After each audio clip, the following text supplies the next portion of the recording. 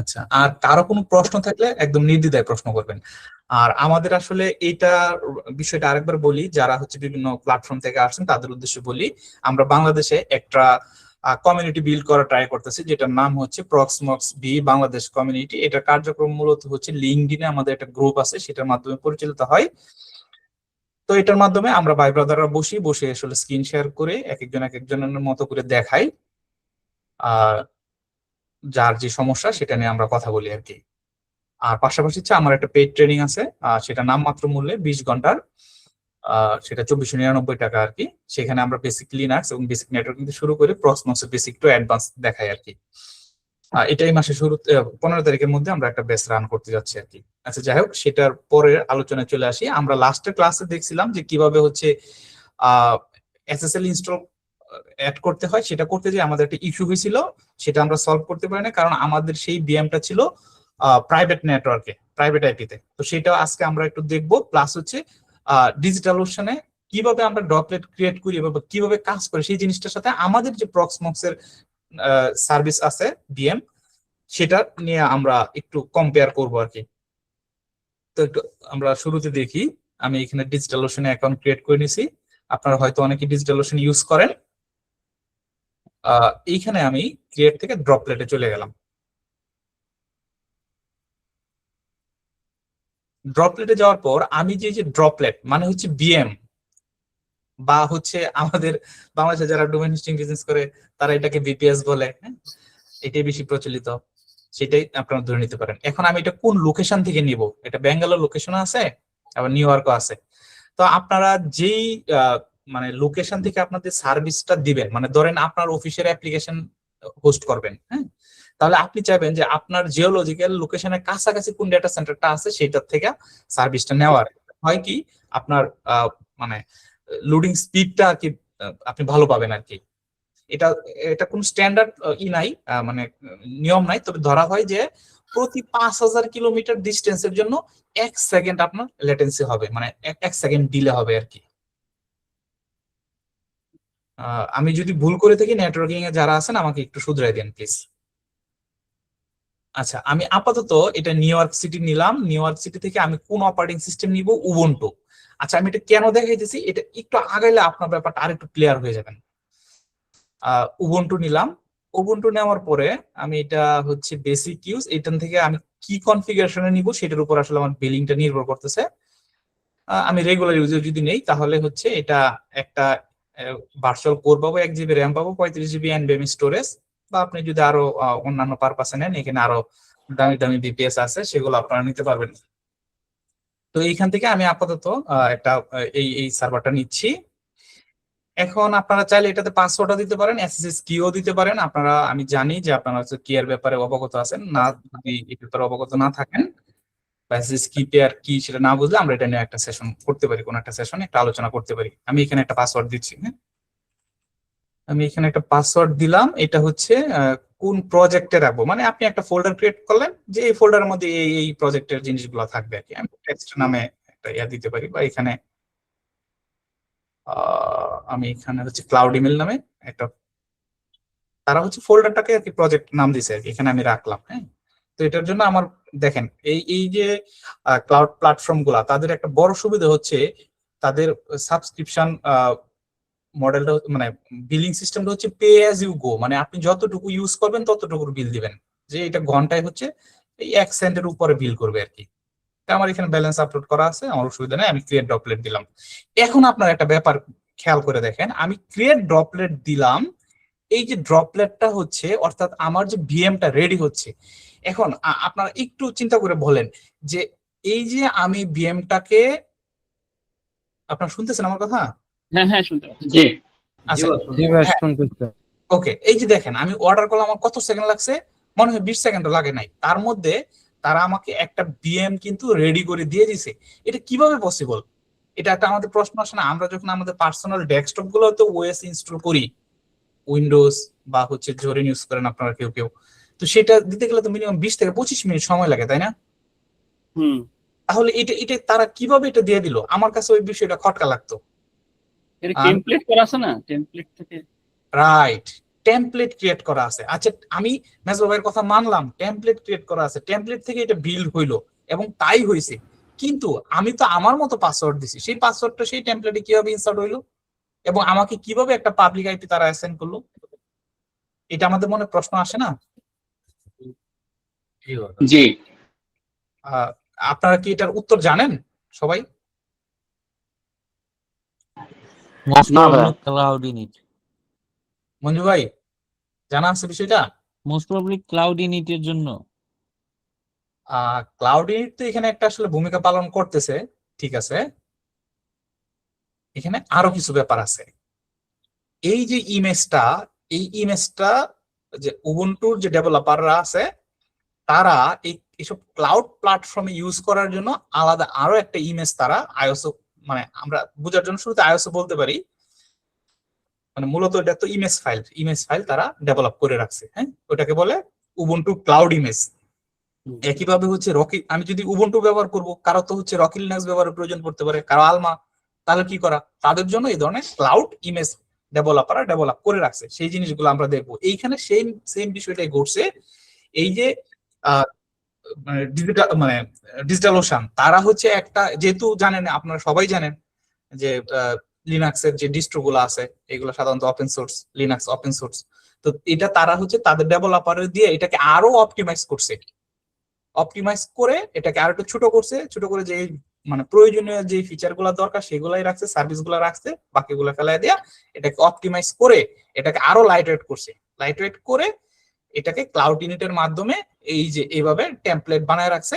যখন আমি আমার ইউজার নেম দিতে পারতেছি, আমার পাসওয়ার্ড দিতে পারতেছি, সেটা ক্লাউড ইনিটের মাধ্যমে সেই ইমেজে, সেই টেমপ্লেটের ভিতরে ইনজেক্ট হচ্ছে, পুশ হচ্ছে, সেইটা সহ তারপর আমাকে সেই বিএমটা দিচ্ছে।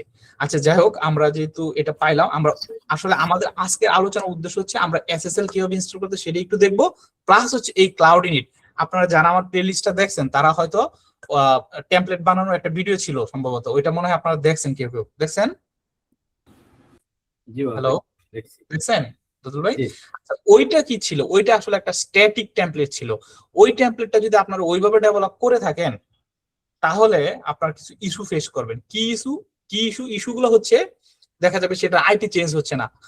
আপনি 5টা টেমপ্লেট, মানে একটা টেমপ্লেট থেকে 5টা গেম বানালেন, 5টাতে সেম আইপি আসতেছে, 5টাই হচ্ছে সেম মেশিন আইডি আসতেছে, 5টাতেই সেম ডাটা আসতেছে, ম্যাক অ্যাড্রেস আসতেছে, তাহলে এটা বড় একটা ইস্যু না প্রোডাকশনে? এভাবে কি কাজ করা যাবে প্রোডাকশনে? এখন এইটার সমাধান কি? এটার সমাধানই হচ্ছে ক্লাউড ইমেজের সাথে আমরা ক্লাউড ইনিট অ্যাড করে তারপর টেমপ্লেটটা বিল্ড করবো। এতে হবে কি, প্রত্যেকবার আমরা নতুন আইপি অ্যাসাইন করতে পারবো, প্রত্যেকটা ভিএম এর কিন্তু মেশিন আইডি থাকে, ইউনিক আইডি, সেই মেশিন আইডি ইউনিক জেনারেট হবে। সেটাতে আমরা চাইলে নতুন ইউজার অ্যাড করতে পারবো, তাকে পাসওয়ার্ড দিতে পারবো, তাকে নতুন আইপি দিতে পারবো, এই বিষয়গুলো আমরা দিব। এটা খুব একটা ইন্টারেস্টিং ব্যাপার। আসলে প্রোডাকশনে কাজ করতে গেলে, আপনারা যারা প্রোডাকশনে কাজ করেন তারা আরো ভালো জানেন যে এটাই সিস্টেম। প্রত্যেকবার ভিএম কি এইভাবে আমরা ম্যানুয়ালি যে ইনস্টল করি এইভাবে আসলে করা হয় না, বা এইভাবে আসলে এটা সময় সাপেক্ষ ব্যাপার, বা করতে গেলে এখানে হিউম্যান এররিং এর একটা ব্যাপার আসে। আপনি একই কাজ করতেছেন, দেখবেন যে অবচেতন মনে ভুল করে বসে আছেন, এবং একটা ওএস ইনস্টল একটা সময় অনেকটা সময়ের ব্যাপার, এই সময় সবসময় থাকে না। এই কারণে হচ্ছে টেমপ্লেট গুলাকে রেডি করে রাখা হয়, প্রয়োজন মাত্রই হচ্ছে 1-1.5 মিনিটের মধ্যে সেই টেমপ্লেট থেকে ভিএম রান করে সেটা হচ্ছে ডেভেলপারদেরকে দিয়ে দেওয়া হয়। ভাইয়া, ক্লাউড ইনিট সম্পর্কে একটু বলবেন? কে বলতেছেন? আমি হাসিব ভাইয়া। হাসিব ভাই, একটু ধৈর্য ধরতে হবে, যে আমরা একটু যাবো ক্লাউড ইনিটে, তারপর আচ্ছা, ঠিক আছে। হ্যান্ডস অন দেখবো আর কি। হ্যাঁ, আচ্ছা, এই যে বিএমটা ক্রিয়েট হলো, চলেন আমরা এটাতে একটু কাজ করে আসি। আপনারা যদি একটু সাপোর্ট দেন আজকে, তাহলে আমরা একটু মানে আগায় যেতে পারবো আর কি। হ্যাঁ,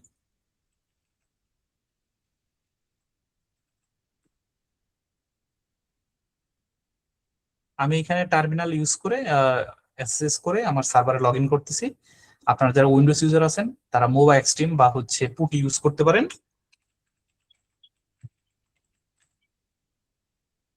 বা আরো এই ধরনের অনেক ইউজার আছে। এখন তো মনে হয় উইন্ডোজ এর মধ্যে লিনাক্স সাব সিস্টেম দিয়ে দিছে, এমনিতে ঢোকা যায় আপনার সিএমডি গিয়ে সেমডিতেই হয় না? হ্যাঁ। আচ্ছা, আসলে আমি অনেকদিন উইন্ডোজ ইউজ করি না, যার কারণে আমার একটু ধারণা একটু কম আর কি।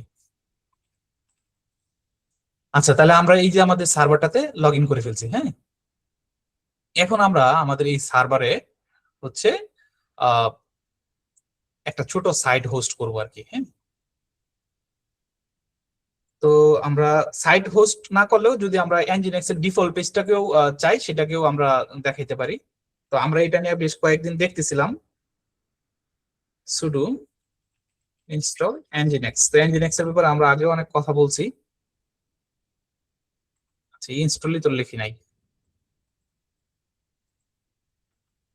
সুডো এফটিপি লিখি নাই।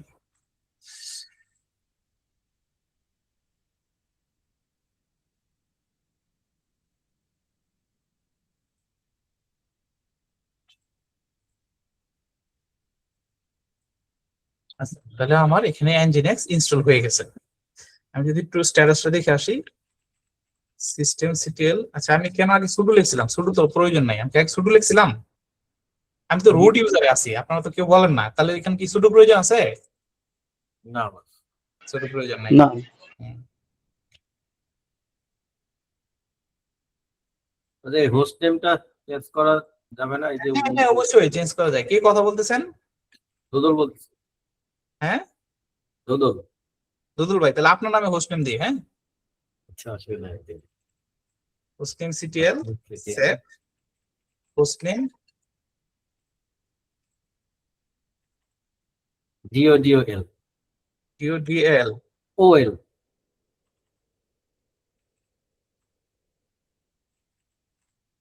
দেখেন আপনার নামে আসছে হোস্ট নেম, জি।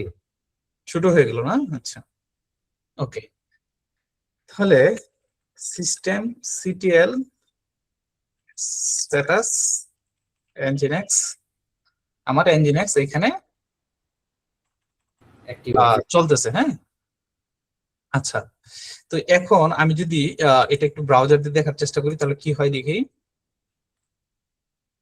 দেখেন nginx দেখাচ্ছে, তাই না? ওকে, এখন আমরা এটা আমাদের ক্লাউডফেয়ার অ্যাকাউন্টে এটাকে আমরা অ্যাড করে নিব। আচ্ছা, এখানে আরেকটা জিনিস আপনাদের একটু বলে রাখি। আপনারা যারা মেল সার্ভার নিয়ে কাজ করেন তারা তো অবশ্যই ভালো জানেন, আর যারা মেল সার্ভার নিয়ে কাজ করেন না তাদের জন্য বলি যে মেল সার্ভার যখন আপনারা ডেপ্লয় করবেন সেখানে বেশ কিছু ডিএনএস রেকর্ডের ভূমিকা অত্যন্ত গুরুত্বপূর্ণ। সেই রেকর্ডগুলো প্রপারলি আপনারা যদি আপডেট না করেন তাহলে আপনার মেল ইনবক্সে যাবে না। তার মধ্যে একটা রেকর্ড হচ্ছে পিটিআর রেকর্ড। আমরা এ রেকর্ডের মাধ্যমে কি করি? আইপি কে নামে কনভার্ট করি। হ্যাঁ, আর পিটিআর রেকর্ড হচ্ছে নামকে আইপি তে কনভার্ট করে। ডিজিটাল ওশান থেকে যদি আপনারা কখনো এই ধরনের সার্ভিস নেন তাহলে এখানে পিটিআর রেকর্ড অ্যাড করার সিস্টেমটা হচ্ছে জাস্ট হচ্ছে আপনারা এই যে আপনার আপনার হোস্ট নেম আছে, এই হোস্ট নেমটাকে আপনারা এডিট করে দিবেন। কি ব্যাপার, এটা হচ্ছে না কেন? আপনি তো হোস্ট নেম চেঞ্জ করছেন এই থেকে, এখানে তো আগে হোস্ট নেমে দেখাচ্ছে। না না, এই যে এইখানে এইখানে এইখানে এটা এটা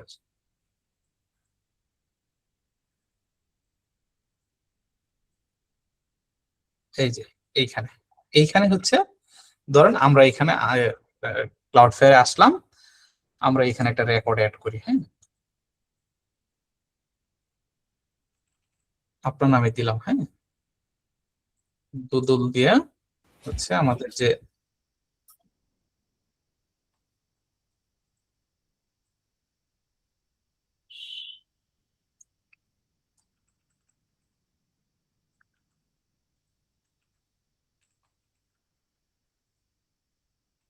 এই যে এখানে জাস্ট হচ্ছে নামটা রিনেম করে দিবেন, তাহলে পিটিআর রেকর্ড অ্যাড হয়ে যাবে। হয়তো অনেকের একটু বুঝতে সমস্যা হচ্ছে, কিন্তু আপনারা যখন ভবিষ্যতে মেল সার্ভার নিয়ে কাজ করবেন এই ব্যাপারটা আরো ক্লিয়ার হয়ে যাবে। আচ্ছা, এখন আমরা এ রেকর্ডটা অ্যাড করব। এই যে আইপিটা কপি করে নিলাম, আর এইখানে হচ্ছে আমরা সেই আইপিটা অ্যাসাইন করে দিলাম, আর এখান থেকে প্রক্সিটা আমরা ডিসেবল করে দিলাম। হ্যাঁ, আচ্ছা, এটা তো বানান তো ভুল লিখছি। জি, টুটুল বানান।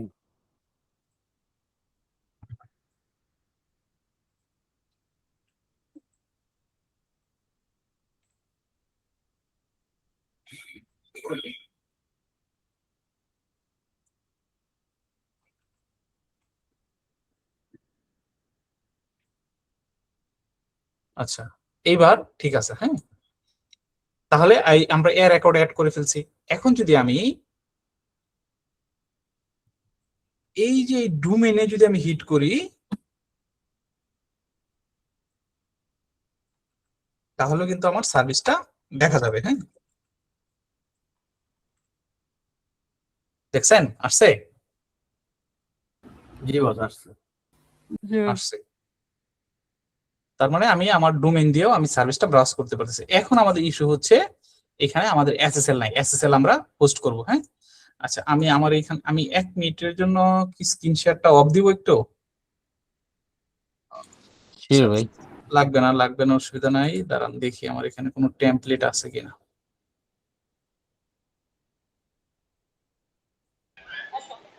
ভাইয়া আপনি যে এই রেকর্ড গুলো অ্যাড করলেন, আপনি যদি শুধু হোস্ট নেম চেঞ্জ করে আমরা যদি ব্রাউজার হিট করতাম তাহলে কি আসতো না?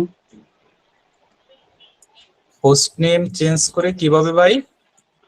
না, আপনি যেমন হচ্ছে এই রেকর্ড অ্যাড করার পরে হুম। হচ্ছে ব্রাউজারে স্ক্রল করার পরে হচ্ছে nginx এর ডিফল্ট পেজটা আসছে। হ্যাঁ। তা আপনি যখন হচ্ছে মেশিনের যে হোস্ট নেমটা চেঞ্জ করছেন, হুম। চেঞ্জ করার পরে কি ওটা দিলে আসতো ব্রাউজারে নাকি? না না, হোস্ট নেমের সাথে তো সরাসরি এটার সম্পর্ক না ভাই। হোস্ট নেম হচ্ছে মেশিনের একটা নাম দিছি।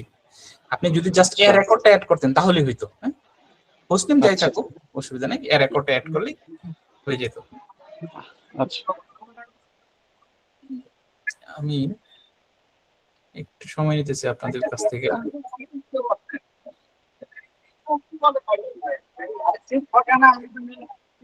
আচ্ছা, কারো এখানে মনে হয় মাইকটা হচ্ছে আনমিউট করা। হ্যাঁ, নয়েজ আসতেছে।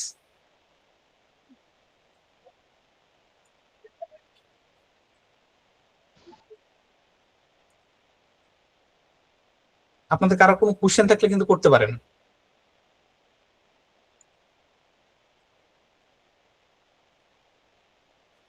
কারো কোশ্চেন আছে?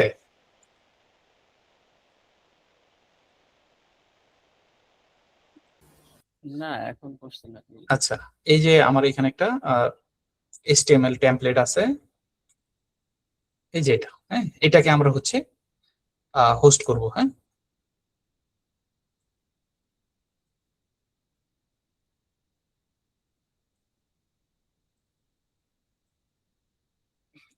এটাকে আমি একটু জিপ করে নিচ্ছি। ওকে, এখন এই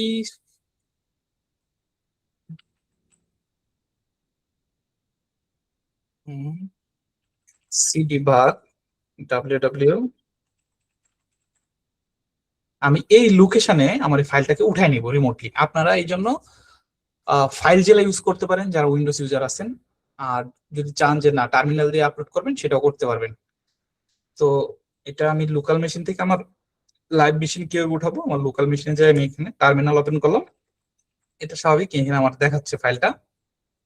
তাহলে এসসিপি কমান্ড দিব, গোডক ডট জিপ, এটাকে হচ্ছে রোড দিব, তারপর আমার আইপি কত,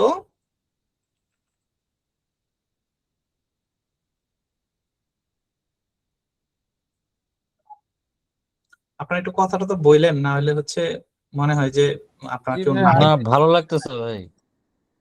ওকে, এখানে তারপর আমার লোকেশনটা কি, এই যে পিডব্লিউ দিয়ে আমি লোকেশনটা নিয়ে নিলাম। /bar /www স্ল্যাশ বার স্ল্যাশ www,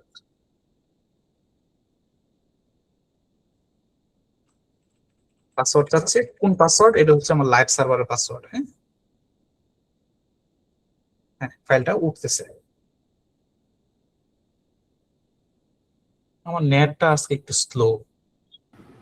বস ফাইলটা উঠাইলেন বেজ মেশিন থেকে, তাই তো? বেজ মেশিন হ্যাঁ থেকে আপনার হ্যাঁ হ্যাঁ, বেজ মেশিন থেকে আমি ড্রপলেট যেটা নিলাম ডিজিটাল ওশন থেকে, সেই ড্রপলেটে উঠাইলাম আর কি। এই যে দেখেন, আমি এখন যদি এলএস দেই,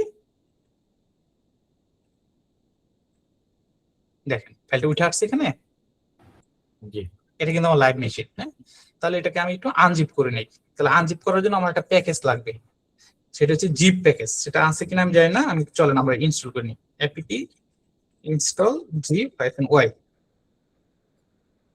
আপনার একটা বিষয় খেয়াল করছেন, এই যে আমরা প্রক্সমক্স নিয়ে আলোচনা করতেছি, এটা করতে গেলে কিন্তু আসলে আমাদের কোনো না কোনো ভাবে হচ্ছে আমাদের লিনাক্স জানতে হইতেছে, মানে মিনিমাম নলেজটুকু লাগতেছে, নেটওয়ার্কিং মিনিমাম নলেজটুকু লাগতেছে, যেমন আইপি কোনটা পাবলিক আইপি কোনটা প্রাইভেট আইপি, সিআইডিআর কি, আইপি ক্লাস কি, সাবনেট কি, এই জিনিসগুলো আমাদের কিন্তু মোটামুটি লাগতেছে। হ্যাঁ, হুম। তাহলে এবার আমি আনজিপ করি। হ্যাঁ,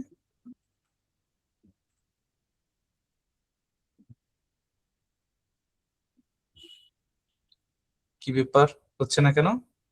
আচ্ছা, বানান ভুল করছি, আপনারা তো বলেন না কেউ কিছু। হ্যাঁ, এটা কিন্তু আমি কিছু একটা বলতেছি, সেটা ধ্রুব সত্য ধরে নিয়েন না। হ্যাঁ,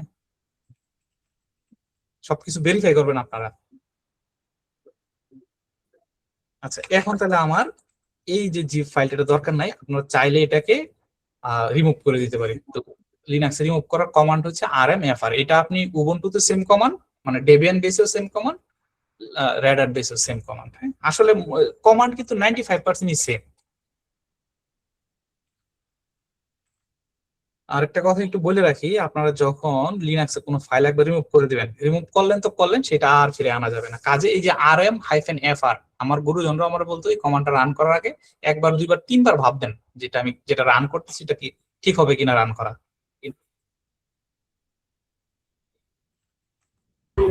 আসসালামু আলাইকুম। ওয়ালাইকুম আসসালাম।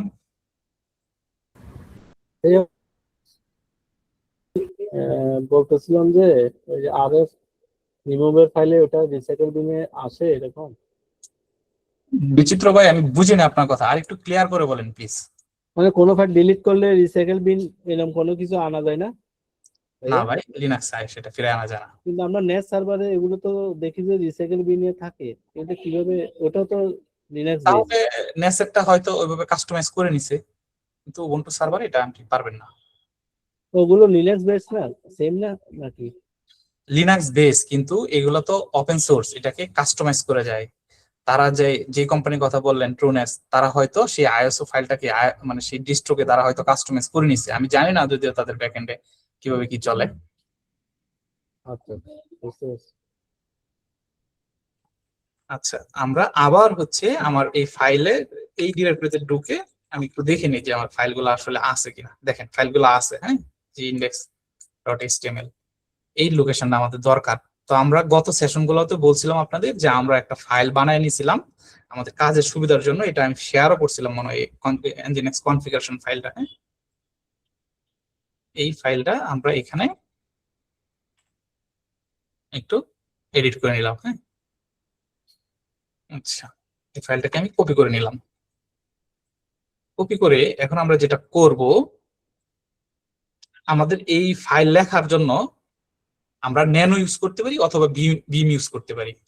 আপনি যেটাতে ইউজ টু আপনি সেই টুলটা ইউজ করেন। তাহলে ন্যানো বা বিএম কি, এটা আসলে একটা টেক্সট এডিটর। আপনারা যারা উইন্ডোজ ইউজার, আপনারা কি করেন, নোটপ্যাড ইউজ করেন, বা নোটপ্যাড প্লাস প্লাস, বা সাবলাইম টেক্সট, এই ধরনের এডিটর ইউজ করেন।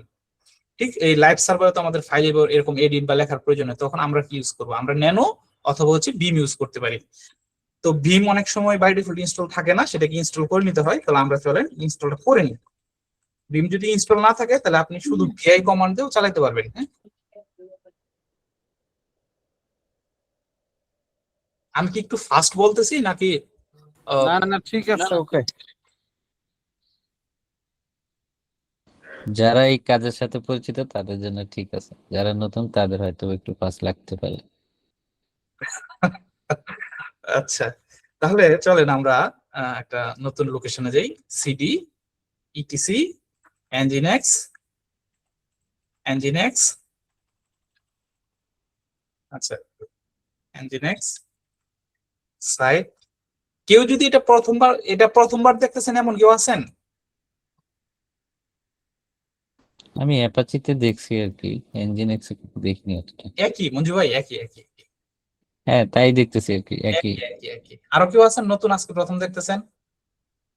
জি ভাই। বিপুল ভাই না? আচ্ছা, যারা প্রথম দেখতেছেন তারা একবারে দেখে যদি বুঝে ফেলান, তাহলে আমি ধরে নিব আপনারা সুপার ট্যালেন্টেড মানুষ। তো এটা আমার মানে আপনাদের প্রতি পরামর্শ থাকবে, ভিডিওটা কয়েকবার দেখবেন। হ্যাঁ, একবার দেখে আসলে পসিবল না। আর কম করে হলো এই জিনিসটা আপনি যদি এভাবে হোস্ট করতেছেন আপনার অ্যাপ্লিকেশন বা ওয়েবসাইট, 10 বার 20 বার ট্রাই করেন, হ্যাঁ? এটা একবারে ট্রাই করবেন যে হয়ে যাবে, আসলে ব্যাপারটা এরকম না।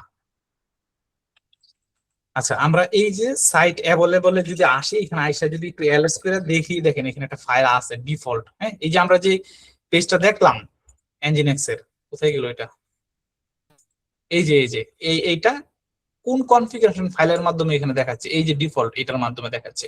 তো আমরা সেটা ইউজ না করে আমরা আমাদের মতো কাস্টমাইজ আরেকটা ফাইল ইউজ করবো, বিম, এটা নাম দিলাম দুদল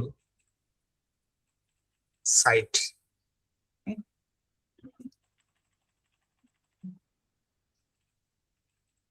ডিওএল, হ্যাঁ এখন থেকে।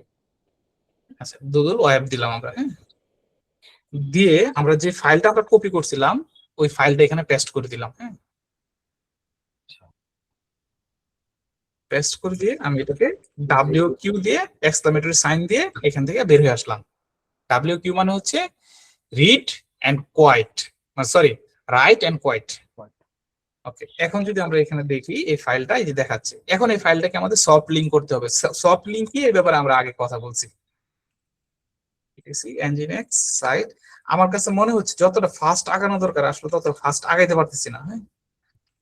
আর কত ফাস্ট যাবেন? ভাই অনেক কিছু শিখতে হবে, আমার তো ইচ্ছা হয় আপনাদের অনেক কিছু দেখায়, মানে অনেক কিছু বলতে আমার স্বল্প জ্ঞানে যা যা আছে সেটা দেখতে চাইলে একটু ফাস্ট আগাইতে হবে, হ্যাঁ? বস একটা কোশ্চেন আছে, এই যে অ্যাভেলেবেল যে গেলেন, হ্যাঁ, হ্যাঁ, নজিক্স এর ফাইল কনফিগারেশন যে করলেন, এইখানে কি অ্যাভেলেবেল এর ভিতরে কনফিগারেশন থাকে, অন্য কোথাও থাকে না ডিফল্টটা? এইখানেই রাখতে হবে, হ্যাঁ এইখানেই রাখতে হবে। অ্যাপাচির তো কনফিগ পর্যন্ত দিলে দেখি যে ওইটা আসে, এটা এখন আলাদা। কিন্তু অন্য আরেকটা ওয়েব সার্ভার, তাদের রুলসটা একটু অন্যরকম আর কি, কিন্তু মানে আপনারাও সবকিছু সিমিলারই আর কি, একটু এদিক সেদিক আর কি। আচ্ছা, এখন এটাকে আমি সফট লিঙ্ক করায় কোথায় নিয়ে যাব, সাইট এনাবলে, হ্যাঁ? সাইট এনাবল, এখন যদি আমরা এই সাইট এনাবলটা ঠিক আমার এক ধাপ পিছনে আছে, হ্যাঁ? সাইট এনাবল, এইখানে যদি আমরা যাই, যদি এলএস, এই দেখেন এই সফট লিঙ্ক হয়েছে, এখানে কালারটা পরিবর্তন হয়েছে, আর দেখেন একটা তীর চিহ্ন দেয়া বোঝাই দিতেছে, মানে এই ফাইলটা এইখানে গেছে আর কি। আচ্ছা, এখন আমরা nginx -t একটা কমান্ড আছে, এটা দিয়ে আমরা দেখে নিতে পারি যে আমার এই কনফিগারেশন ফাইলে কোনো এরর আছে কিনা। দেখেন এখানে কোনো এরর নাই, হ্যাঁ? সিনট্যাক্স এরর নাই। তো সিনট্যাক্স এরর যেহেতু নাই, এখন আমি এই nginx টাকে একটু সফট রিলোড দিব। nginx -s রিলোড, রিলোড নিছে, হ্যাঁ? তো এবার আমরা একটু স্ট্যাটাসটা দেখে আসি, systemctl স্ট্যাটাস nginx, দেখেন আমার এটা অ্যাক্টিভ আছে, হ্যাঁ? ওকে, তাহলে আমি যদি একটু রিলোড দিই,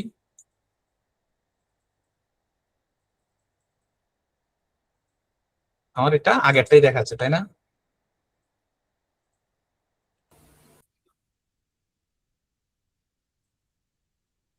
এখনো তাই দেখাচ্ছে, ঘটনা কি?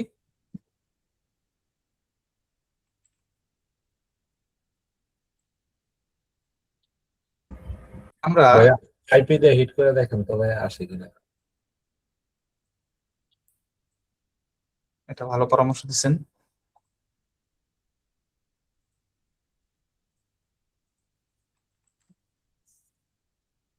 আইপি তেও এটা আসছে। আচ্ছা, ঘটনা হচ্ছে আমরা যে nginx ফাইলটা যে লিখলাম, nginx ফাইলে আমরা কি ওয়েবসাইটের নামটা দিছি? কেউ তো বললেন না আপনারা কথা। দেন নাই বস, কনফিগারেশন কিছু নাম দেন। আপনারা খুব দুষ্ট, বলেন না। আপনারা দেখেন যে ভাই কি করে, হ্যাঁ?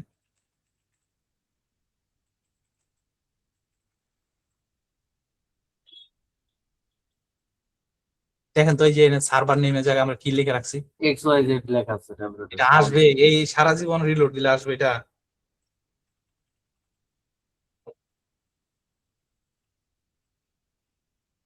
তাহলে এটাতে কি করতে হবে আমাদের, হ্যাঁ? এই যে এই নামটা, হ্যাঁ, এই নামটা দিতে হবে, দিলাম। এখন দিলে কি আসবে না? এখনো আসবে না, এখন আমাদের এই nginx-টাকে রিলোড দিতে হবে, হ্যাঁ?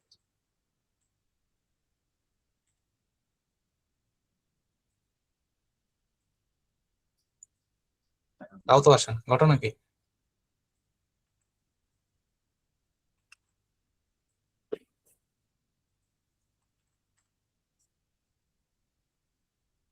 দেখেন তো আপনাদের এখান থেকে কি অবস্থা। এই যে নামটা দেখা যাচ্ছে, হ্যাঁ, doodle.bm run.xyz। দেখেন তো, স্ক্রিনশট দেন গ্রুপে সবাই। আমি কি গ্রুপের নামটা দিব লিখে? জি ভাইয়া লেখেন।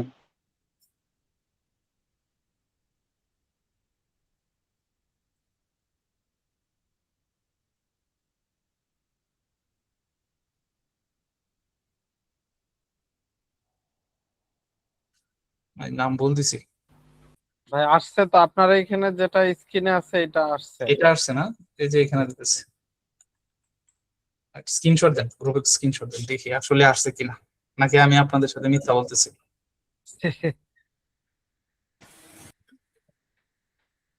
আসলে রিল্যাক্স বেস কাজগুলো এরকমই, আপনারা কাজ করবেন, ভেরিফাই করবেন, হ্যাঁ।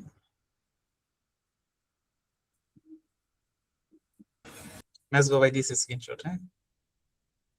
আচ্ছা, তার মানে আমাদের প্রথম কাজটা আমরা সফলভাবে করতে পারছি। আমাদের যেটা ছিল উদ্দেশ্য, কেউ কিছু বলতেছেন?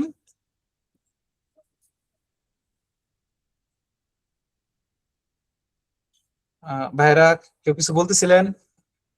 ভাই এটা কি সাবডোমেন করছেন না? হ্যাঁ, সাবডোমেনে করছি।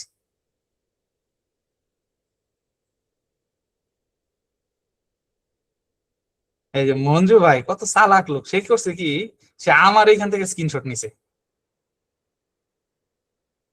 মঞ্জু ভাই, এটা তো আপনি সরি ভাই, ভুলে হয়ে গেছে। ভাই, এটা কিন্তু দুর্নীতি হয়ে গেল।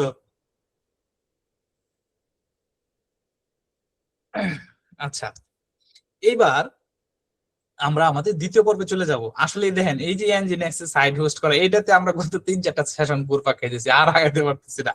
এটা কি গতকাল দেখাছিলেন আপনি গত সেশনে? এটা হ্যাঁ, দেখ, অন্য আরেকটা সাইট হোস্ট করে আমরা দেখছিলাম, স্ট্যাটিক একটা সাইট, হ্যাঁ। না, ওয়ার্ডপ্রেস দেখানোর কথা ছিল, কি দেখাছিলেন? হ্যাঁ, না না, ওয়ার্ডপ্রেস দেখানো হয় নাই।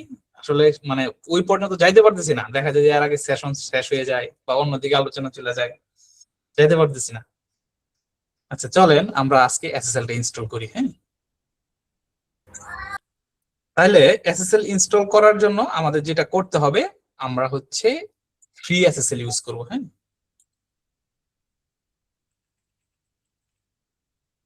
চার্টবট এসএসএল আমরা ইউজ করব।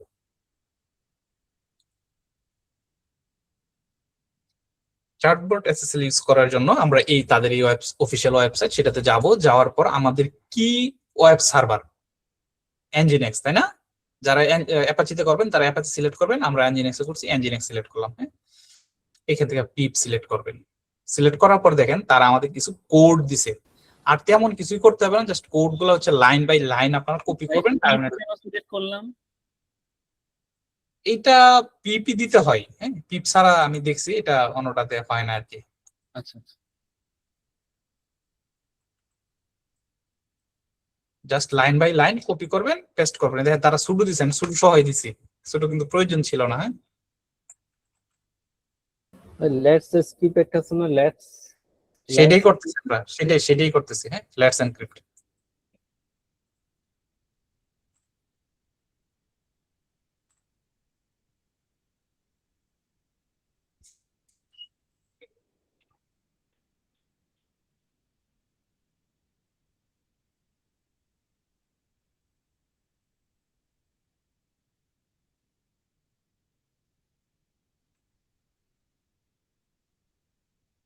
আচ্ছা, এটা হচ্ছে আমাদের যেহেতু ডেবিয়ান বেস, এই জন্য হচ্ছে আমরা এপিটিটা নিছি। আর যারা হচ্ছে স্যান্টোস, রেড হ্যাট, অথবা হচ্ছে আলমান লিনাক্স, রকি লিনাক্স, মানে যেগুলো হচ্ছে রেড হ্যাট বেস, যেগুলো তো করবেন, তারা এই কমান্ডটা কপি করবে। আচ্ছা,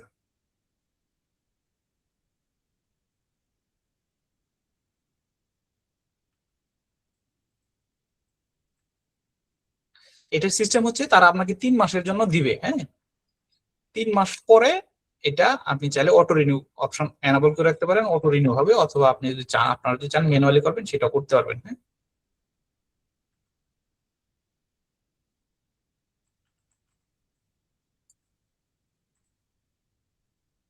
এটা অনেকে কিন্তু আমি ফ্রি ইউজ করতেছি দেখে ভাইবেন না যে এটা হালকা পাতলা জিনিস, এটা কিন্তু প্রোডাকশনে ইউজ হয়। আমি আমার ক্লায়েন্টদের জন্য যেসব ইমেল সার্ভারটা অ্যাপ্লাই করি, তাদের বাজেট কম থাকলে আমি এটা অনেক সময় এই এসএসএল ইউজ করি।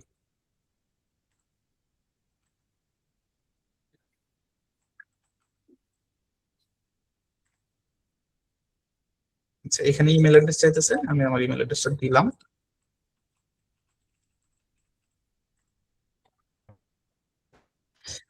আচ্ছা, এটা ইয়েস, এটা নো দিলাম। এইখানে দেখেন এই যে একটা দেখাচ্ছে, আমি আসলে একটাই লিখছিলাম, এই যে nginx এর কনফিগারেশন ফাইলে একটা ডোমেইনে দিছিলাম। এটা আপনারা চাইলে www সহ করতে পারেন, সাবডোমেইন অ্যাড করে। হ্যাঁ,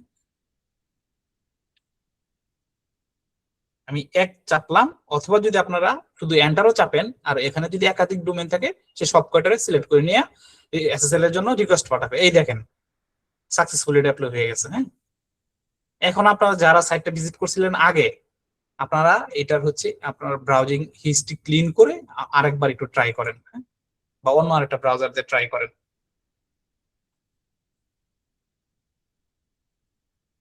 হ্যাঁ, এই দেখেন আমি এখানে রিলোড দিচ্ছি, অলরেডি দেখেন আমার কানেকশন কি দেখাচ্ছে, সিকিউর দেখাচ্ছে ভাই।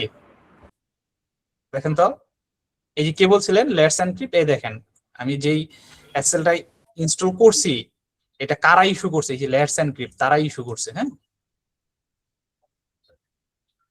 জি ভাই, সিকিউর দেখাচ্ছে। Secure let's encrypted, common name E7। কি ব্যাপার ইমরান খান ভাই, কিসের স্ক্রিনশট দিলেন এটা?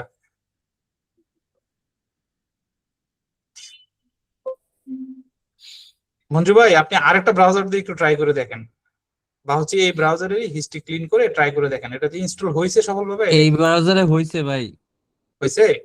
হ্যাঁ, আচ্ছা, আমারও আগের ব্রাউজারে আসছে, স্ক্রিনশট দিচ্ছি। আসছে না? হ্যাঁ, অনেক সময় যে ক্যাশ ধরে রাখে, তো যার কারণে আসতে একটু লেট করে আর কি। তাহলে ভাই এই যে আমরা ফ্রিতে একটা এসএসএল ইনস্টল দিয়ে ফেললাম, আমাদের সাইটটাও সিকিউর দেখাচ্ছে, ব্যাপারটা ভালো লাগতেছে না আপনাদের কাছে যে নতুন কিছু শিখলাম? জি ভাইয়া, তাহলে আমরা আজকের ক্লাসে এখন পর্যন্ত যেটা শিখলাম, একটা ওই যে আপনার ডিজিটাল থেকে ভিএম টেমপ্লেটের মাধ্যমে ভিএম নিয়ে সার্ভার হোস্ট বলেন বলেন ভাই। Right right right. এখন এই ডিজিটাল ওশন থেকে নেওয়ার একটা কারণ আছে, যে কারণটা হচ্ছে যে কত দ্রুত তারা আমাদের একটা ভিএম দিয়ে দিছে আমাদের। হ্যাঁ, এটা আসলে আপনাদের আমার বোঝানোর উদ্দেশ্য ছিল, এবং এটার উদ্দেশ্যটা আমরা কেন এই উদ্দেশ্য নিয়ে কাজ করলাম সেটা কিছুক্ষণ পরে আমরা দেখব। তো এই যে এখন পর্যন্ত যা যা দেখলাম, এটা নিয়ে আপনাদের কারো কোনো কোশ্চেন আছে কিনা, বা আমি যদি কোথাও কোনো ভুল করে থাকি সেটাও একটু শুধরাই দেবেন প্লিজ। আপনাদের কাছ থেকে একটু মতামত আশা করতেছি।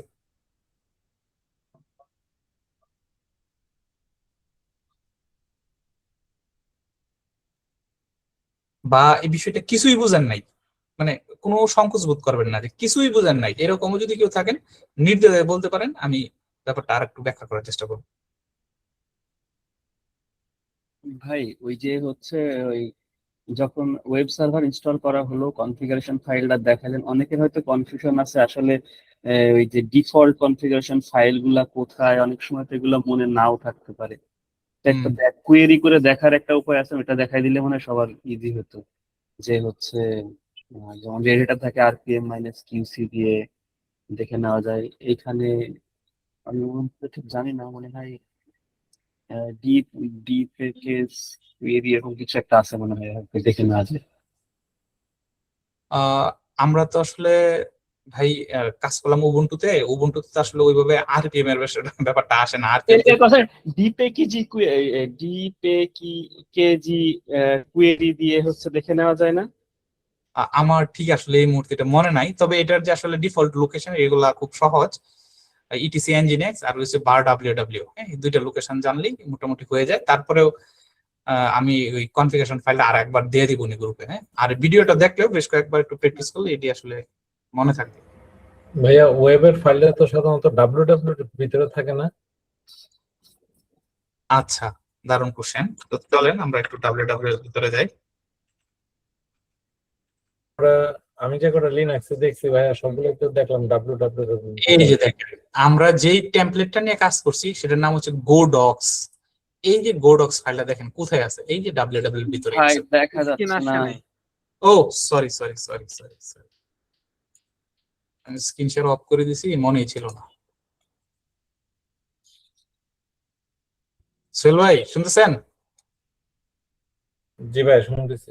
এই যে দেখেন ভাই, এই যে বার www, এখানে এসে যদি আমি ls-la দিই, দেখেন এই যে গোডক্স নামে একটা ফাইল দেখাচ্ছে। আমাদের যে টেমপ্লেটটা নিয়ে আমরা কাজ করছি এটার নাম গোডক্স। এই ফাইলটা কোথায় আছে? বার www এর ভিতরেই আছে, বুঝতে পারছেন? জি ভাই জি ভাই। আচ্ছা, আমরা এটা করি, এটাকে একটু এডিট করি যে আসলে কি এটা কিনা, একটু প্রুভ করি। হ্যাঁ, গোডক্স এর ভিতরে গেলাম, যাওয়ার পরে এখানে দেখেন index.html একটা ফাইল আছে। হ্যাঁ, এই ফাইলটাকে আমরা একটু ওপেন করি, ওপেন করলাম। হ্যাঁ, তো এইখানে দেখেন ডকুমেন্টেশন, এই শব্দটার পরিবর্তে আমরা সোহেল ভাইয়ের নাম লিখে দিই। যদি আসে তাহলে আমরা ধরে নিব যে হ্যাঁ ঠিক আছে।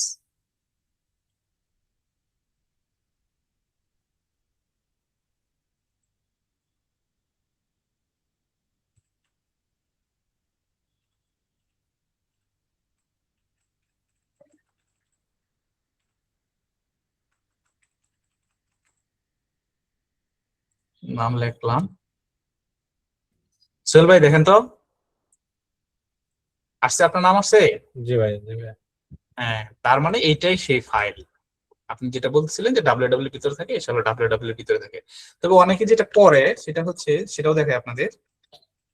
ভাই এর আগে আরেকটা জায়গায় আরেকটা লোকেশনে আপনি সেভ করছেন ফাইলটা নিয়ে, ওইটার কথা বললাম। আচ্ছা, ও আচ্ছা, বলছি। দেখেন অনেকে যেটা করে এই যে HTML এর ভিতরে রাখে, মানে এটা অনেকে ধরে নেয় যে আসলে ওয়েবসাইট হোস্ট করলে আমার HTML এর ভিতরেই রাখতে হবে।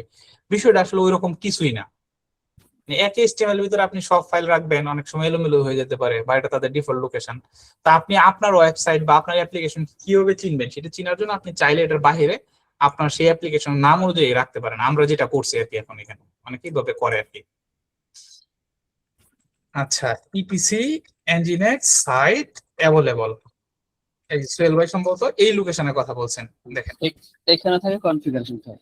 এই দেখেন ইটিসি nginx সাইট অ্যাভেলেবল, এইখানে আসলে আগে যদি এটার কথাই বলছিলাম ভাইয়া। হ্যাঁ ls-la দেন, এই দেখেন দুদুল ওয়েব নামে যে একটা ফাইল দেখতেছেন, এই ফাইলটা আমরা হচ্ছে নিজেরাই ক্রিয়েট করছি আর কি। হ্যাঁ, এটি হচ্ছে nginx এর কনফিগারেশন ফাইল, যেটার মাধ্যমে আমাদের এই ওয়েবসাইটটা লোড হইতেছে আর কি। আমরা ওয়ার্ডপ্রেস নিয়ে যে কি বলছিলেন, আসলে আমরা একই জায়গায় করতেছিলাম তো, মানে লুপ হয়ে যাইতেছিল। আমরা অদূর ভবিষ্যতে চেষ্টা করবো একদিন ওয়ার্ডপ্রেস সাইট হোস্ট করার জন্য, তারপরে হয়তো কোন একটা ফ্রেমওয়ার্কে ডেভেলপ করা, কোন অ্যাপ্লিকেশন হোস্ট করার চেষ্টা করবো আর কি। হ্যাঁ ভাইয়া এখানে যেটা আমরা পেজটা লোড করলাম এটা তো একটা সিঙ্গেল পেজ, মানে আমার মাল্টিপল পেজ থাকলো বা বিভিন্ন ইমেজ থাকলো বা ই কমার্স সাইট থাকলো, তখন কি এই সিস্টেমে হবে নাকি ওইটার জন্য হ্যাঁ, আলাদা অপশন? পেজ কয়টা আছে সেটা আসলে মানে বিবেচ্য বিষয় না। দেখেন এখানেও কিন্তু একাধিক পেজ, এই যে ইনার পেজে গেলাম, দেখেন এখানে অনেকগুলো পেজ। হ্যাঁ, এই দেখেন পেজে এই চেঞ্জ হইতেছে। হ্যাঁ, এটা ইন্ডেক্স, এটা এই যে search.html পেজ চেঞ্জ হইতেছে। কিন্তু ঘটনা হচ্ছে এটা একটা স্ট্যাটিক সাইট আর কি, এটা কোনো ডাটাবেস নেই, ডাইনামিক সাইট না। ডাইনামিকের বেলায় তখন কিভাবে এভাবে হবে নাকি তখন? হ্যাঁ, প্রসেস অনেকটা এরকমই। আর অল্প কিছু কাজ করতে হবে, কিছু ফাইলের পারমিশন চেঞ্জ করতে হবে এবং ডেটাবেস ইনস্টল করতে হবে, সেটা আমরা দেখবো আর কি ভবিষ্যতে। ভাই ওয়েবসাইট তো এক একজন এক এক প্ল্যাটফর্ম থেকে করে, কেউ HTML থেকে আর কেউ অন্যান্য অ্যাপস থেকে। তখন তো ওগুলোর জন্য ওই অ্যাপ্লিকেশন যেগুলা তারা রান করছে বা যেগুলা দিয়ে কাজ করছে এগুলোকে আমার সবগুলা এই সার্ভারে আবার ইনস্টল করতে হবে না? রাইট, যেমন যদি ডাটাবেস থাকে তখন SQL বা যেটাতে করে ওই অ্যাপ্লিকেশনটা আমার এই ভার্চুয়াল মেশিনে ইনস্টল করতে হবে। রাইট রাইট রাইট, যেমন ধরেন আপনার PHP তে ডেভেলপ করা, হ্যাঁ লারাবেলে ডেভেলপ করা, লারাবেল একটা ফ্রেমওয়ার্ক, লারাবেলে ডেভেলপ করা কোনো একটা প্রজেক্ট যদি আপনি হোস্ট করতে চান, তাহলে লারাবেল কিসের, মানে লারাবেল হচ্ছে যে ফ্রেমওয়ার্ক সেটা হচ্ছে PHP তে ডেভেলপ করা, তাহলে আপনাকে সার্ভারে অবশ্যই PHP ইনস্টল থাকতে হবে। PHP FPM ইনস্টল থাকতে হবে। তারপর আপনি সেটা যদি ডাইনামিক সাইট, অবশ্যই সেটা ডেটাবেস থাকবে। তাহলে তারা যদি হচ্ছে MySQL ইউজ করে থাকে, আপনি MySQL তখন আপনি সেটার জন্য ব্যবহার করবেন। MySQL ইনস্টল করে নিতে হবে। ইনস্টল করে সেখানে আপনার ইউজার মানে ডেটাবেসের ভিতরে ইউজার ক্রিয়েট করে নিতে হবে, আপনার রুটের পাসওয়ার্ড দিয়ে নিতে হবে। এগুলো আমরা দেখবো সামনে। ওয়ার্ডপ্রেস ইনস্টল করতে গেলে এই বিষয়গুলো সামনে চলে আসবে আর কি। প্রোডাকশনের সময় তো ভাইয়া ধরেন আমরা যে এর রেকর্ড গুলো দিই, এগুলো তো সাধারণত আইএসপি থেকে দিয়ে দেন, নাকি এগুলো আমাদের আবার ইয়া করে করতে হবে? আপনি এই যে আমি যেটা করলাম আর কি, ক্লাউডফেয়ারে অ্যাড করলাম, সেটার কথা বলতেছেন ভাই? জি জি জি। এটা আসলে আইএসপি থেকে দিয়ে দিবে না। আপনার যদি ইন হাউস আপনাদের নিজেদের ডিএনএস সার্ভার থাকে, তাহলে আপনাদের ডিএনএস সার্ভারে আপনারা এটা হোস্ট করবেন। আবার অনেকে হচ্ছে এই ডিএনএস সার্ভারের হ্যাসেলে যাইতে চায় না, তারা হচ্ছে ক্লাউডফেয়ার ইউজ করে। তখন আপনার ডোমেনটাকে ক্লাউডফেয়ারে আপনি অ্যাড করবেন। অ্যাড করে এইখানে এই রেকর্ড গুলো আপনারা অ্যাড করে নেবেন। অথবা আপনি চাচ্ছেন যে ক্লাউডফেয়ারেও অ্যাড করবেন না, তাহলে কোথায় অ্যাড করবেন? তাহলে আপনার ডোমেনটা যে প্যানেল থেকে নেওয়া হয়েছে, সেই প্যানেলে যাওয়ার পরে আপনি দেখবেন যে এই ধরনের রেকর্ড অ্যাড করার অপশন এখানে আছে। তখন সেখানেও আপনারা এই রেকর্ড গুলো অ্যাড করে নিতে পারেন। তবে ক্লাউডফেয়ারে বেশ কিছু সুবিধা পাওয়া যায়, এই কারণে ক্লাউডফেয়ারে বেশিরভাগ মানুষজন তাদের ডোমেনটাকে অ্যাড করে এখান থেকে মানে ইয়া করে আর কি, রেকর্ড গুলো অ্যাড করে। ভাই এই প্যানেলের অ্যাক্সেসটা হচ্ছে আমরা যাদের কাছ থেকে ডোমেন অথবা হোস্টিং কিনবো তাদের কাছ থেকে পাবো, সি প্যানেলের? হ্যাঁ হ্যাঁ, যে কোম্পানির কাছ থেকে আপনারা ডোমেন কিনবেন না, সি প্যানেল অন্য বিষয়। আমরা তো সি প্যানেল ইউজ করে নাই। সি প্যানেল তো গ্রাফিক্যাল ইউজার ইন্টারফেস আছে, গ্রাফিক্যালি আপনি ক্লিক ক্লিক করে কাজ করবেন। এইখানে একটা হলো ধরেন আমার যে ডোমেনটা কিনলাম .bd বা .com, এখানের মধ্যে আমি এন্ট্রিটা দেবো। কিন্তু ধরেন আমার লোকালি যদি আমার ডিএনএস থাকে, লোকাল ডিএনএস ধরেন অ্যাক্টিভ ডাইরেক্টরি আছে, এটা তো লোকাল ডিএনএস, এখানে তো আর কিছু করা লাগবে না, সব তো এখানেও আমার অ্যাড করা যাবে, এখানেও অ্যাড করা যাবে, এখানেও অ্যাড করতে পারবেন। রেকর্ডগুলো, হ্যাঁ রেকর্ডগুলো অ্যাক্টিভ করা যায়। হ্যাঁ, তো এখানে বলে আবার এটাতে তো আবার পাবলিক করতে হবে না, তো ওয়েবসাইট পাবে না বাইরে। সেটা তো অবশ্যই আপনারা যদি পাবলিকলি যেতে চান, সেটা তো পাবলিক আইপি লাগবে। ওখানে এন্ট্রি দিলে লোকালি পাবে আর কি, লোকালি হচ্ছে। প্রাইভেট নেটওয়ার্কে থাকলে শুধু প্রাইভেট নেটওয়ার্ক থেকে অ্যাক্সেস করতে পারবেন, আপনার নেটওয়ার্ক থেকে।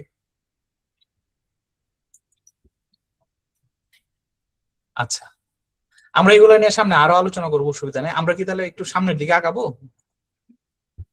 জি জি। কোড বেস করা যায়? বুঝে নাই ভাই? কোড বেস ওয়েবসাইট ব্রাউজ করা যায়? আমি আপনার প্রশ্নটা বুঝি নাই, মেজো ভাই বুঝছেন নাকি? এখন যে সাবডোমেন দিলেন, আমি কোড দিয়ে কি সেম সাইটটা ব্রাউজ করতে পারবো? উনি মনে হয় আইপি দিয়ে বুঝতে পারবেন সেটা জিজ্ঞাসা করছে। আইপি দিয়ে পাবেন, ডোমেইন দিয়ে পাবেন। এটা যদি গ্রুপে দেখেন, স্ক্রিনশট দিয়েছে তো সবাই, আপনারা আপনাদের লোকেশন থেকে তো সবাই ব্রাউজ করতেছেন। এটা তো পাবলিক আইপি তে হোস্ট করা, এই যে এটা তো পাবলিক ডোমেইন। এই যে আমি XYZ এর পরে কোলন দিয়ে যদি একটা পোর্ট দিই, তাহলে কি ওই সাইটটা আসবে? এরকম কোনো কিছু করা যায়? 80 দিলে আসবে, ডিফল্ট যেহেতু আছে 80 দিলে আসবে। এই যে আমি এখানে কোনো কিছুই দিলাম না, এটার মানে কি? এটার পিছনে কিন্তু বাই ডিফল্ট 80 পোর্ট কাজ করতেছে। হ্যাঁ, এখন 80 দিলে আপনি যেমন বলছেন 80 দিলে কাজ করবে, বাই ডিফল্ট 80 যেহেতু মেনশন করেন। আচ্ছা, এটা আমি বলতেছি ধরেন আমি একটা সাইট হোস্ট করলাম, আমি পোর্ট দিয়ে ব্রাউজ করতে চাচ্ছি আর কি, আমি সাবডোমেন দিয়ে করতে চাচ্ছিলাম। কাস্টম পোর্টে হ্যাঁ করতে পারবেন, কাস্টম পোর্টে করতে পারবেন। ওইটা কি সেম আপনার ইনজিনেক্স ওখানে কনফিগার করতে হবে না? ওই যে কনফিগারেশন ফাইলের মধ্যে দেখবেন আছে ডিফল্ট পোর্ট, আপনি ওই পোর্টটা চেঞ্জ করে দিয়ে তখন পোর্ট চেঞ্জ করার কিছু প্রসিডিউর আছে, সেই অনুযায়ী তখন করতে। কাস্টম পোর্টে আপনারা করতে পারবেন এটা। আচ্ছা, তাহলে আমরা পরবর্তী টপিকের দিকে একটু আগাই, হ্যাঁ, যদি আপনারা অনুমতি দেন।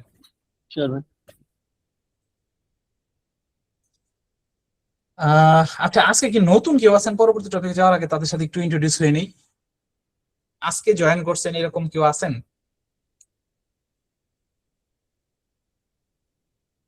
কাইন্ডলি থাকলে একটু মাইক আনমিউট, নিজের পরিচয়টা দেন, কোথা থেকে জয়েন করছেন, কোন অর্গানাইজেশনে আছেন, কি রোল প্লে করতেছেন, একটু পরিচিত হয়ে নেন আমাদের সাথে।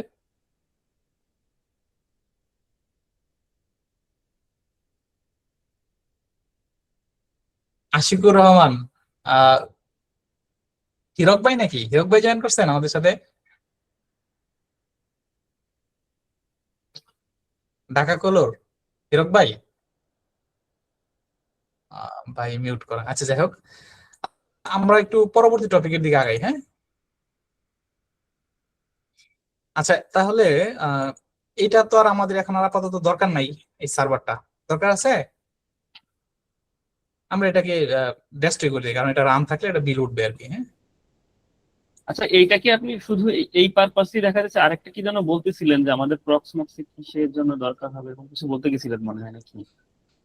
আচ্ছা তাহলে এটা আমি আর কিছুক্ষণ পরে করি। কি যেন একটা বলছিলেন, এটা রিলেটেড কি একটা আছে হ্যাঁ বলছিলেন? হ্যাঁ হ্যাঁ হ্যাঁ, এটা রিলেটেড কাজটা আমরা এখন করব, সেটা হচ্ছে আমরা তো এতদিন আমরা দেখছি ম্যানুয়ালি কিভাবে বিএম ক্রিয়েট করতে হয় সেটা দেখছি না আমরা। হুম, হুম। এখন আমরা হচ্ছে একটা টেমপ্লেট ক্রিয়েট করব। মানে টেমপ্লেট মানে কি, মানে একটা বিএম কে আমরা রেডি করে রেখে দিব। আমার তার- প্রয়োজন মতো, যেমন আমার- ধরেন আমি চাচ্ছি একটা ওয়েব সার্ভারের টেমপ্লেট বানায় রাখতে, আমার পরবর্তীতে আমার যদি ওয়েব সার্ভার 2-10টা দরকার হয়, আমি ওই টেমপ্লেটে পটপট করে রান করে ফেলতে পারি। হ্যাঁ হ্যাঁ, এটা হ্যাঁ অবশ্যই করতে পারেন। অথবা আমরা একদম ফ্রেশ একটা বিএম করে রাখবো যেটাতে কিছুই নাই, মানে আমি আমার ক্লায়েন্টকে দিয়ে দিলাম বা আমার ডেভেলপারকে দিয়ে দিলাম, একদম ফ্রেশ, সে এটাতে তার মতো করে কাজ করবে। তাকে যে বিএমটা আমি দিব সেটাতে হচ্ছে একটা ইউনিক আইপি থাকবে, মানে আইপি তো অবশ্যই ইউনিকই হয়, মানে আমি ধরে নিলাম যে সেটাতে একটা পাবলিক আইপি থাকবে যেটা সে শুধু একাই পাবে, অন্য কোথাও কনফ্লিক্ট হবে না। তার যে বিএমটা সেটাতে একটা ইউনিক মেশিন আইডি থাকবে, হ্যাঁ। তার আগে আমি একটা ইউজার ক্রিয়েট করে দিলাম, বা সে যদি তার পাবলিক অ্যাক্সেস কি আমার সাথে শেয়ার করে সেই কিটা আমি দিয়ে দিলাম যেন সে পাসওয়ার্ড ছাড়াই লগ ইন করতে পারে। এইভাবে হচ্ছে আমরা একটা টেমপ্লেট ক্রিয়েট করে রাখবো আর কি।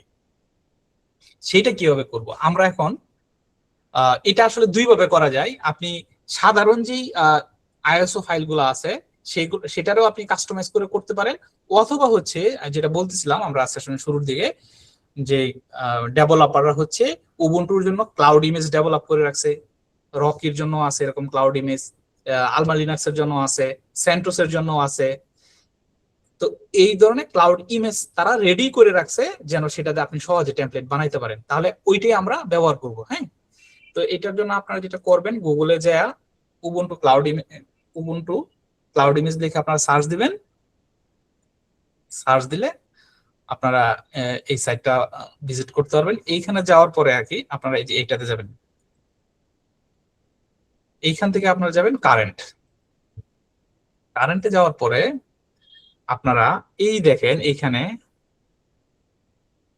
এই যে ইমেজটা দেখাচ্ছে, হ্যাঁ, নোবেল, এই ইমেজটা আপনারা এইটার লিঙ্কটা আপনারা কপি করে নিন। এখন আপনারা এখানে একটু খেয়াল করেন, এই দেখেন এখানে লেখা আছে কিউকাউ 2, এই ইমেজটা মূলত ক্লাউড ইমেজ উবুন্টুর, যেটাকে আমরা টেমপ্লেট বানানোর জন্য ব্যবহার করব। এইখানে আপনারা রাইট বাটন ক্লিক করে কপি লিঙ্ক করে নেবেন। কপি লিঙ্ক করে নিয়ে আপনারা আপনাদের সার্ভারে চলে আসবেন, আইসা এখানে শেলে চলে যাবেন। শেলে যাওয়ার পরে wget কমান্ড দিয়ে সেই ফাইলটাকে সার্ভারে ডাউনলোড করে নেবেন। আপনারা চাইলে শুরুতে লোকাল মেশিনে নামাইতে পারেন, আপনাদের বেস মেশিনে, সেইখান থেকে পরে আমরা যেরকম এসসিপি করে সেটাকে আবার লাইভে উঠাইছি সেটাও করতে পারেন। এত কিছু দরকার কি, আমি সরাসরি সার্ভারে নামাই ফেলে, যেহেতু কাজ আমার সার্ভারে, তাই না? হুম, হুম। দিলাম wget একটা কমান্ড, ওয়েব গেট আর কি, এটার মাধ্যমে কোনো ফাইল ডাউনলোড করা হয় আর কি। ফাইলটা ডাউনলোড হচ্ছে, এটা সাইজ 600 MB উপরে সম্ভবত, আমরা একটু অপেক্ষা করি, হ্যাঁ।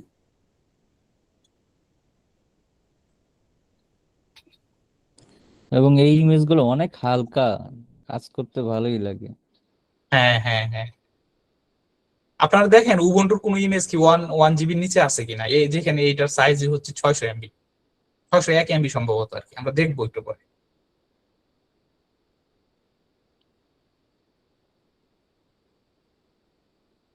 আচ্ছা আমরা কয়েকজনেই কথা বলি, মেজ বাবাই, আমি, সোহেল ভাই, বিচিত্র ভাই, আর বাকিরা সবাই চুপচাপ, আপনারা কোনো কথা টথা বলেন না, হ্যাঁ? এটা তো আপনি তো আসলে ভাই, group study, এখানে আমি একাই কথা বলবো এরকম না, আপনারা সবাই কথা বলবেন, কন্ট্রিবিউট করবেন। ভাই এই প্ল্যাটফর্মটা তো একদম নতুন আমাদের জন্য, এখন একটু একটু যা বুঝি তখন এটা রিভিউ করার পরে পরে যদি আবার হয় তাহলে কোশ্চেন করা যাবে আর কি।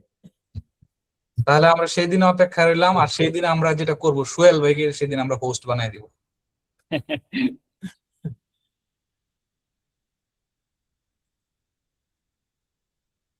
আসলে প্রক্সমক্স কিন্তু নতুন নতুন না, প্রক্সমক্স অনেক পুরাতন। ভাইয়া ওই দিন সবাই দেখবেন খালি আড্ডাই চলবে আর কিছু প্রক্সমক্সে হবে না। কি এসএসএল দেওয়া যাবে? হ্যাঁ, দেওয়া যাবে ভাই। আচ্ছা, এই ফাইলটা এখানে ডাউনলোড হয়েছে, এটা নিয়ে একটু পরে আমরা কাজ করব। হ্যাঁ, আপাতত ডাউনলোড করে রাখলাম। তো এখন আমরা যেটা করব, আমরা একটা বিএম ক্রিয়েট করব যেটাতে আমরা কোনো ধরনের আইএমএস ফাইল অ্যাটাচ করব না। হ্যাঁ, তো আমরা আমাদের টিভি টুতেই ক্রিয়েট করি। বিএম ক্রিয়েট করলাম, এটার নাম, এটার নাম্বার দিলাম 200, এটার নাম দিই উবুন্টু ক্লাউড, উবুন্টু 24 নামাইলাম না আমরা, আর এটা 24 উবুন্টু 24 দিলাম। আপনারা চাইলে এটাকে এইচএতে অ্যাড করতে পারেন, আমরা আপাতত এইচএতে অ্যাড করলাম না। এইখানে আসার পরে আপনারা ওএস এর জায়গায় do not use any media দিবেন। হ্যাঁ, আমি যে স্টেজ গুলা করতেছি, পার হইতেছি, আপনারা চাইলে কেউ একজন এগুলো স্ক্রিনশট নিয়ে একটা ওয়ার্ড ফাইলে রাখতে পারেন, এটা পরবর্তীতে সেশন শেষ হলে শেয়ার করে দিতে পারেন। আচ্ছা, তারপর আমরা সিস্টেমে গেলাম। সিস্টেমে যাওয়ার পরে মেশিন থেকে আমরা সিলেক্ট করব Q35। এখন আপনারা প্রশ্ন করতে পারেন, ভাই Q35 কি?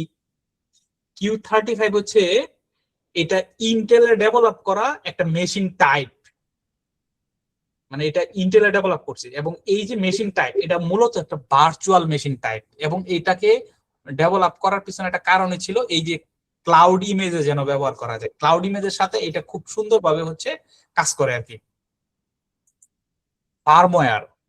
ফার্মওয়্যার থেকে আমরা OBMF এটা আমরা সিলেক্ট করে দিব। হ্যাঁ, আচ্ছা, এই গ্রাফিক্স আমরা কার্ড কি ইউজ করা যায়? গ্রাফিক্স কার্ড গ্রাফিক্স কার্ড যদি ইউজ করতে চান সেক্ষেত্রে তো বিষয়টা আরো ভারী হয়ে যাবে না আপনার ইমেজ সাইজটা। না, উইন্ডোজ সিস্টেমে ধরেন গ্রাফিক্স কার্ড আমরা দিই না। হ্যাঁ, গ্রাফিক্স কার্ড দিতে পারেন, কিন্তু এটা এইখানে মানে আমরা এটা বানানোর উদ্দেশ্য যে টেমপ্লেট ক্রিয়েট করা, এটাকে যত লাইট ওয়েট রাখা যায় আর কি। আমরা এখানে গ্রাফিক্স কার্ড ইউজ করবো না। আচ্ছা, তো যেটা বলতেছিলাম যে বায়োস থেকে আমরা OBMF সিলেক্ট করব, আর হচ্ছে EFI স্টোরেজ এটা আমরা আমাদের লোকাল LBM দিয়ে দিলাম। হ্যাঁ, এখন এটা নিয়ে একটু যদি কথা বলি, বায়োসটা আসলে কি? আমরা সবাই জানি, আমরা যখন আমাদের বেস মেশিনে ওএস ইনস্টল করি আমরা বলি যে ভাই বায়োসে যান, বায়োস থেকে যা এটা করেন ওইটা করেন। হ্যাঁ, ফার্স্ট বুট ডিভাইস হিসেবে এটা চিনাই দেন। আসলে বায়োস যেটা, এইটার আসলে অফিসিয়াল নাম হচ্ছে আপনার UEFI আর কি। সরি, এটার বলে ফার্মওয়্যার, আমি ভুল বলছি, ফার্মওয়্যার। বায়োস যে বিষয়টা, এটা আসলে একটু লিগাসি আর কি। আগের জামানার যেগুলো ছিল এগুলোর বায়োস বলা হয়, এখন যেগুলো আধুনিক সেটাকে UEFI বলা হয়, বা অনেকে EFI ও বলে আর কি। আচ্ছা, এইখান থেকে আমরা কিমু এজেন্ট আমরা সিলেক্ট করে দিলাম, নেক্সট দিলাম। এইখানে যে ডিস্কটা অ্যাড করা আছে, এই ডিস্কটাকে আমরা এখান থেকে রিমুভ করে দিব। আচ্ছা, CPU তে গেলাম। এই যে টেমপ্লেট, এটার জন্য আপনি কয়টা কোর রাখবেন, কয়টা সকেট রাখবেন, এটা আপনি এখানে নির্ধারণ করে দিবেন। এটা আমরা জানি, আমি আপাতত 2টা কোর দিলাম। হ্যাঁ, আর টাইপ থেকে এখানে আপনারা এখানে হোস্ট দিয়ে দিবেন, পারফরমেন্সটা বুস্ট করবে। মেমোরি আমি আপাতত পোস্টদের দিছেন? হ্যাঁ পোস্টদের দিছেন? হ্যাঁ হ্যাঁ, বলেন ভাই। পোস্ট যখন আপনি সিলেক্ট করছে অন্য পিসিতে যখন নিয়ে যাব ভিএমটা ট্রান্সফার করার সময় কি আমার তো অন্য হোস্ট মেশিন সেম কনফিগারেশন নাও হতে পারে, তাহলে কি কাজ করবে? আমরা দেখবো ভাই এটা যে আসলে কোনো ইস্যু হয় কিনা। হ্যাঁ, তারপর আমি এখান থেকে নেক্সট দিলাম। নেক্সট দেওয়ার পরে এখান থেকে আপনারা নেটওয়ার্ক ব্রিজ যেগুলো চাইলে সিলেক্ট করে দিতে পারেন। হ্যাঁ, তারপর হচ্ছে আমরা এটা থেকে ফিনিশ দিয়ে দিলাম।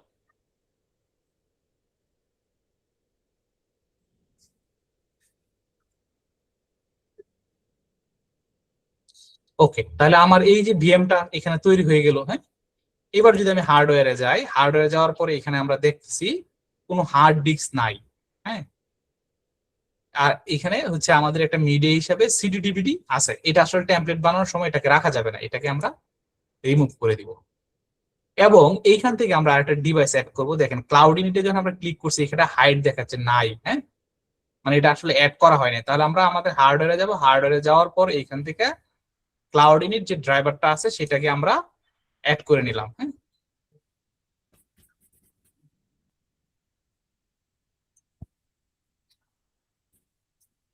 ওকে, তাহলে আমাদের আপাতত এখানে কাজটা হয়েছে। এখন আমরা আমাদের টার্মিনালে ফিরে যাই, টার্মিনালে বাকি কাজগুলো আমরা ওইখান থেকে ধীরে ধীরে করব। আচ্ছা আশিক ভাই একটা ক্লাউড এই ইনিট যে আপনি ড্রাইভারটা কোথা থেকে টার্মিনালে আসছে? ফিরে আসলেন, হুম, বলেন ভাই। আচ্ছা এই যে ডাউনলোড দেওয়া ছিল আমরা টার্মিনাল ক্লোজ করলে আবার ধরো চলে যায়, এটা দেখার উপায় কি? আগে আগে কি অবস্থা আছে না আছে? আচ্ছা, এইটার জন্য আপনারা যেটা করবেন, ডাব্লিউ গেটের কমান্ডটা, এই যে ডাব্লিউ গেটের পরে -b দিয়ে রাখতে পারেন, হ্যাঁ, তাহলে সে ব্যাকগ্রাউন্ডে ডাউনলোড হইতে থাকবে আর কি। আপনি অন্য জায়গায় চলে গেলেও এটা কাটবে না। আর আপনি যখন ডাব্লিউ মানে বি ছাড়া করবেন হুম। তখন তো এটা কমপ্লিট হলে সে দেখাচ্ছি আপনার দেখাবে যে কমপ্লিট। না না আমি বলতেছি ডাব্লু গেট দিয়ে আমি ধরেন আরেকটা টিভিতে দেখতে গেছি ঠিক কোনো একটা কাজ টাজ করে ফিরে আসে তো আর ওই উইন্ডোটা দেখতে পাই না, এটা শেষ হলো কিনা মানে বোঝার জন্য। হ্যাঁ, এটা একটা ইস্যু, এটা একটা ইস্যু। এটার জন্য আপনি যেটা করতে পারেন আমার পক্ষ থেকে সমাধান, আপনি এই নোটটাতে আপনার বেস মেশিন থেকে অ্যাক্সেস করে লগ ইন করবেন টার্মিনালে। একটা ট্যাবের মধ্যে ধরেন আপনি এই নোটটা লগ ইন করে বুঝছি, কাজ হ্যাঁ। কাজ মানে এই মাত্র আমি ডাব্লু গেট দিছিলাম যে আরেকটা টিভিতে যাওয়ার পর দেখি ওটা তো চলে গেছে আর নাই। হ্যাঁ, আমি এটা বললাম, হয়। আমি বুঝতে পারছি আপনার এই ইস্যুটা হয়। হ্যাঁ, এটা মানে এটা অন্য অপশনে গেলে এটা দেখা যায় আইসা আর পাওয়া যায় না। হুম। মুভিং ইউজ করলে কি সেটা হবে? কিন্তু এই প্রসেস দেখার উপায় নাই, ওই যে টপ এইচ টপ দিয়ে যেমন দেখা যায় এরকম তো দেখা যায় না। এটা আমার ঠিক জানা নাই ভাই। ও আচ্ছা ঠিক আছে। আচ্ছা, তাহলে আমাদের যে এখানে ফাইলটার নাম ছিল, দেখেন নোবেল সার্ভার যে ক্লাউড ইমেজ ফাইলটার যে নাম এটা তো আমরা এখানে দেখতেছি, তাই না? ls-ls যদি দেই তাহলে এটার সাইজ সহ দেখাবে। দেখেন 601 MB। আচ্ছা, এখন এই টেমপ্লেটে আমাদের এই ইমেজটা ব্যবহার করার জন্য এই এক্সটেনশন অর্থাৎ .img রাখা যাবে না, এটাকে আমাদের রিনেম করে নিতে হবে। আপনি নাম যেটাই দেন অসুবিধা নাই, কিন্তু যে এক্সটেনশন .img আছে এটাকে আমাদের পরিবর্তন করে QCOW2 সেই এক্সটেনশনে নিয়ে নিতে হবে। তাহলে সেটা আমরা কিভাবে করব? md কমান্ড দিব। md কমান্ড দিয়ে হচ্ছে সেই ফাইলটাকে আমরা লিখব। এখন এই md দুইটা মিনিং আছে, আমরা গত সেশনগুলোতে বলছি। md মানে মুভ বুঝায়, মানে এইখান থেকে আপনি অন্য জায়গায় নিয়ে যাবেন। আবার হচ্ছে এই mb দিয়ে রিনেমও করা যায়, মানে এটা আপনি কোন জায়গায় ব্যবহার করতেছেন তার উপরে নির্ভর করতেছে আর কি।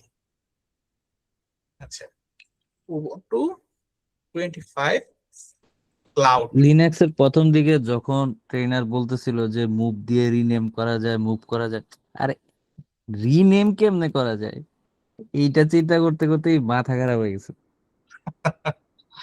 আচ্ছা আচ্ছা, আহ, ঠিক আছে, তাহলে আমরা এটাকে এন্টার দিলাম। হ্যাঁ, এন্টার দিয়ে যদি এবার আমি দেখি, দেখেন আমার ফাইলটা কি রিনেম হয়েছে। আগে নাম ছিল নোবেল সার্ভার ক্লাউড ইমেজ, হ্যাঁ, সেটাকে পরিবর্তন করে উবুন্টু 24 cloud.qcow আমরা এই নামে নিয়ে আসছি, তাই না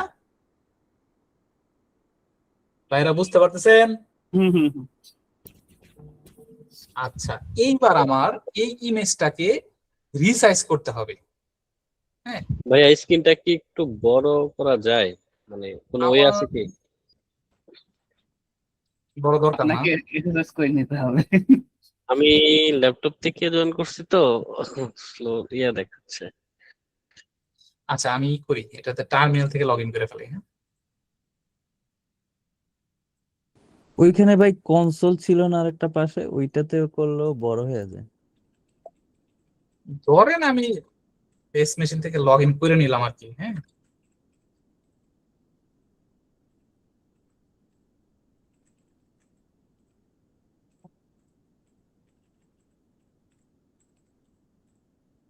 এখন কি একটু বড় দেখা যাচ্ছে মঞ্জুর ভাই? জি ভাই এখন দেখা যাচ্ছে, বড় দেখাচ্ছে। এই আপনারা অন্য কেউ তো আর গোলায় ফেলছেন না তো যে আমি কি করলাম, ওইখান থেকে বের হয়ে অন্য জায়গায় চলে আসলাম?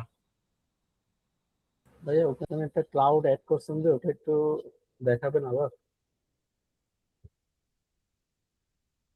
ক্লাউড অ্যাড করছি বলতে আমরা যে হার্ডওয়্যার থেকে নেটওয়ার্কটা এই যে হ্যাঁ এই যে হার্ডওয়্যারে গেলাম, হার্ডওয়্যার থেকে অ্যাড অপশনে যাব, যাওয়ার পরে যে ক্লাউড ইনিট ড্রাইভ এটাকে আমরা অ্যাড করে নেব। অ্যাড করে নিলে এই যে এটা এখানে চলে আসবে। হ্যাঁ, আর এইখানে যখন এই ক্লাউড এডিট ড্রাইভটা কোথা থেকে আসছে? এটা এটা কোন জায়গা থেকে আসছিল জানেন?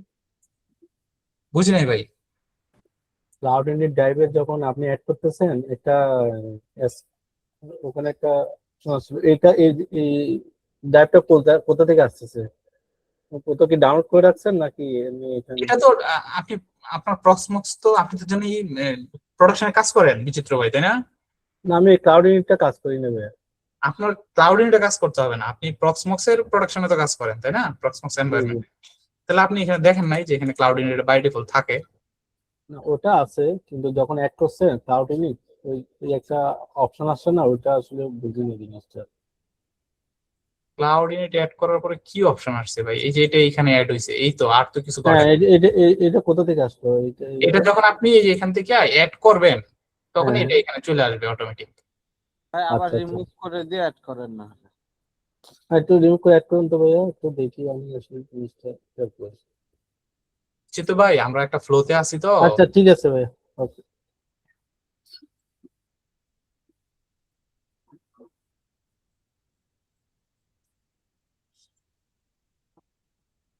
আচ্ছা, তো এইবার আমরা যে ইমেজটা আছে সেই ইমেজটাকে আমরা একটু রিসাইজ করব। হ্যাঁ, তো রিসাইজ যে করব, রিসাইজ করার আগে আমরা একটা কমান্ড আমরা রান করব। হ্যাঁ, সেটা হচ্ছে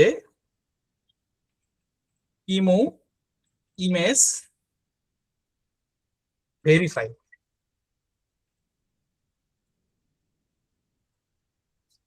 ইমু image sorry info img info.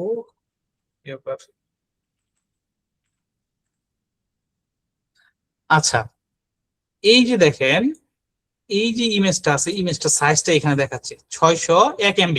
হ্যাঁ, আর ভার্চুয়াল ডিস্ক সাইজ দেখাচ্ছে 3.5 GB। এখন আমরা যে ভিএমটা ক্রিয়েট করব সেই ভিএমটাকে আমরা 20 GB অর্থাৎ 20 GB স্টোরেজ দিব আর কি। তো সেটার জন্য আমাদের এই ইমেজটাকে আমাদের রিসাইজ করে নিতে হবে আর কি। তো এটাকে রিসাইজ করে নেওয়ার কমান্ড হচ্ছে ইমু ইমেজ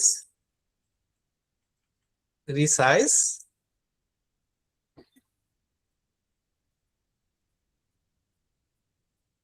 তারপর হচ্ছে সেই উবুন্টু, এটাতে আমরা দিলাম 20G লিখবেন জাস্ট। হ্যাঁ, ইমেজ রিসাইজড। এখন যে রিসাইজ হয়েছে এলএস যদি আমরা দেখেন এটা কত দেখাচ্ছে, এখনো তো 601 MB দেখাচ্ছে, তাই না? এইখানে যেভাবে রিসাইজ হয়েছে, এই কিমু ইমেজ যেই সিস্টেমে রিসাইজ হয় সেই সিস্টেমটা খুবই স্মার্ট। অর্থাৎ এইখানে সে দেখাবে যে মানে আগে তার প্রকৃত যে সাইজ সেটাই দেখাবে, কিন্তু আপনারা যখন অ্যাটাচ করবেন তখন সেটা যে আমরা যেটা ভার্চুয়াল সাইজ দিচ্ছি সেটা দেখাবে। তো এটা যদি আমরা একটু ভেরিফাই করে নেই তাহলে আমরা সেটা বুঝতে পারবো। দেখেন আমাদের আগের বার সাইজ কত ছিল, ভার্চুয়াল ডিস্কের সাইজ ছিল 3 MB, তাই না? এখন কত আসছে? 20 GB। 20 GB। তাহলে আমাদের যে রিসাইজ যেটা আমরা করলাম সেটা কাজে দিছে, তাই না? জি রিসাইজ হয়েছে। ওকে ওকে, এইবার আমরা এই যে এই ফাইলটা ক্রিয়েট করলাম, এই ফাইলটাকে আমরা একটু আগে যে বিএম ক্রিয়েট করছি সেই বিএম এর সাথে আপনারা অ্যাটাচ করবো আর কি। হ্যাঁ, ইম্পোর্ট করব। তাহলে ইম্পোর্ট করার বিষয়টা কি, ইম্পোর্ট করার আগে আমাদেরকে দেখে নিয়ে আসতে হবে যে আমাদের বিএম এর আইডিটা কত। বিএম এর আইডি কত একজন বলেন তো? 200। ওকে, তাহলে ইউএম, আচ্ছা কিউএম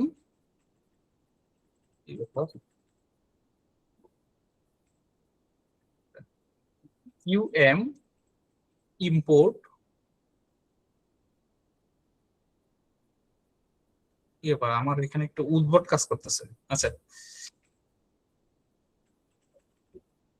ম্যানুয়ালি লিখে ট্যাব চাপার ফলে এরকম হয়েছিল। কিএম ইম্পোর্ট ডিস্ক, ইম্পোর্ট ডিস্ক দেওয়ার পরে আপনারা সেই ভিএম এর আইডিটা দিবেন। আইডি কত?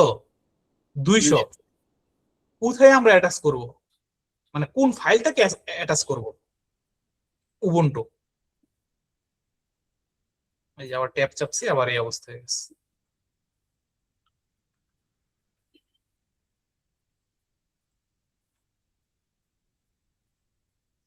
qm import disk 200 Ubuntu. Manually লেখেন। এরকম হচ্ছে কেন? এটা ট্যাব চাপলে এরকম হয়ে যাচ্ছে আর কি। এখন এটাতে আমরা কোথায় অ্যাড করব? আমি এই কমান্ডটাকে একটু হ্যাশ দিয়ে নিতেছি। হ্যাঁ, কোথায় অ্যাড করব সেই জায়গাগুলো যদি আমরা একটু দেখে নিতে চাই, তাহলে আমরা যেটা করতে পারি, আমাদের একটা কমান্ড আছে, এটা হচ্ছে pbesm স্ট্যাটাস। এই যে দেখেন, আমাদের এখানে আমরা চাইলে লোকাল এলবিএম অ্যাড করতে পারি, অথবা হোস্ট ফ্লো। এনে আমি সেভ বানানটা বল লিখছিলাম, সেভ পোল, এখানে আমি একটা পোল ক্রিয়েট করে নিয়েছিলাম।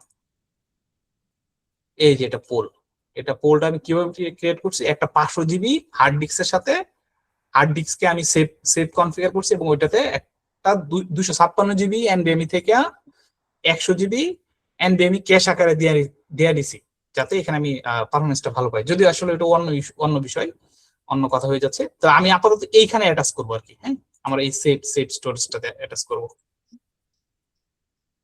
সেটা আমি যে দেখে নিলাম। এখন আমি চাইলে এটা এটা এখান থেকে কপি করেও নিতে পারি।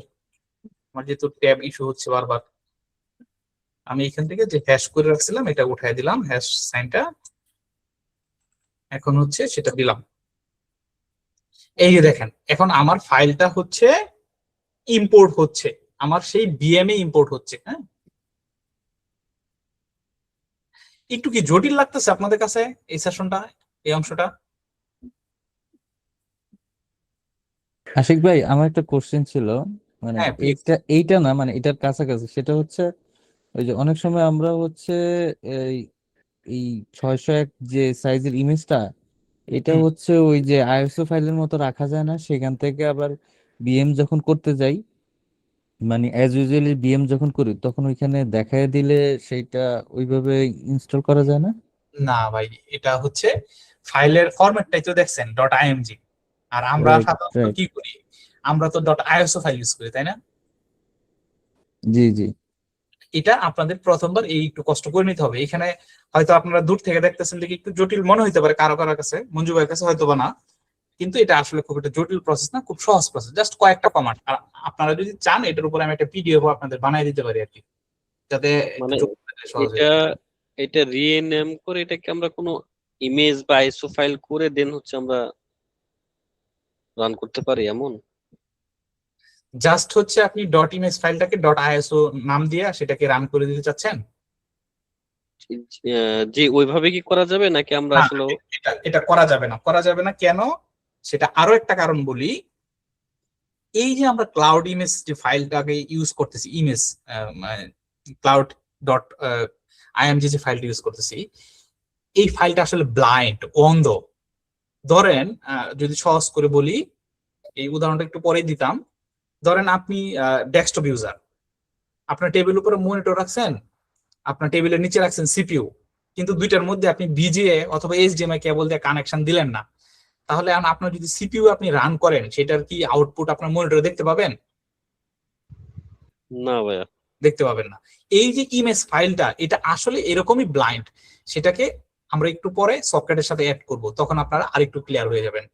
তো এই জন্য যে অন্যান্য আইএসওর সাথে এটাকে যদি একদম ডাইরেক্ট তুলনা করে ফেলেন, মিলাই ফেলেন, তাহলে আসলে হবে না।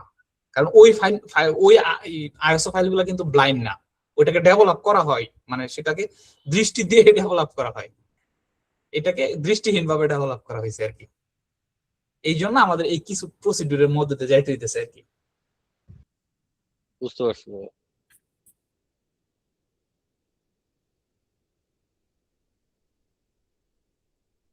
এই যে আর দুই একটা স্টেজ পরে আমরা সেটা দেখবো আর কি।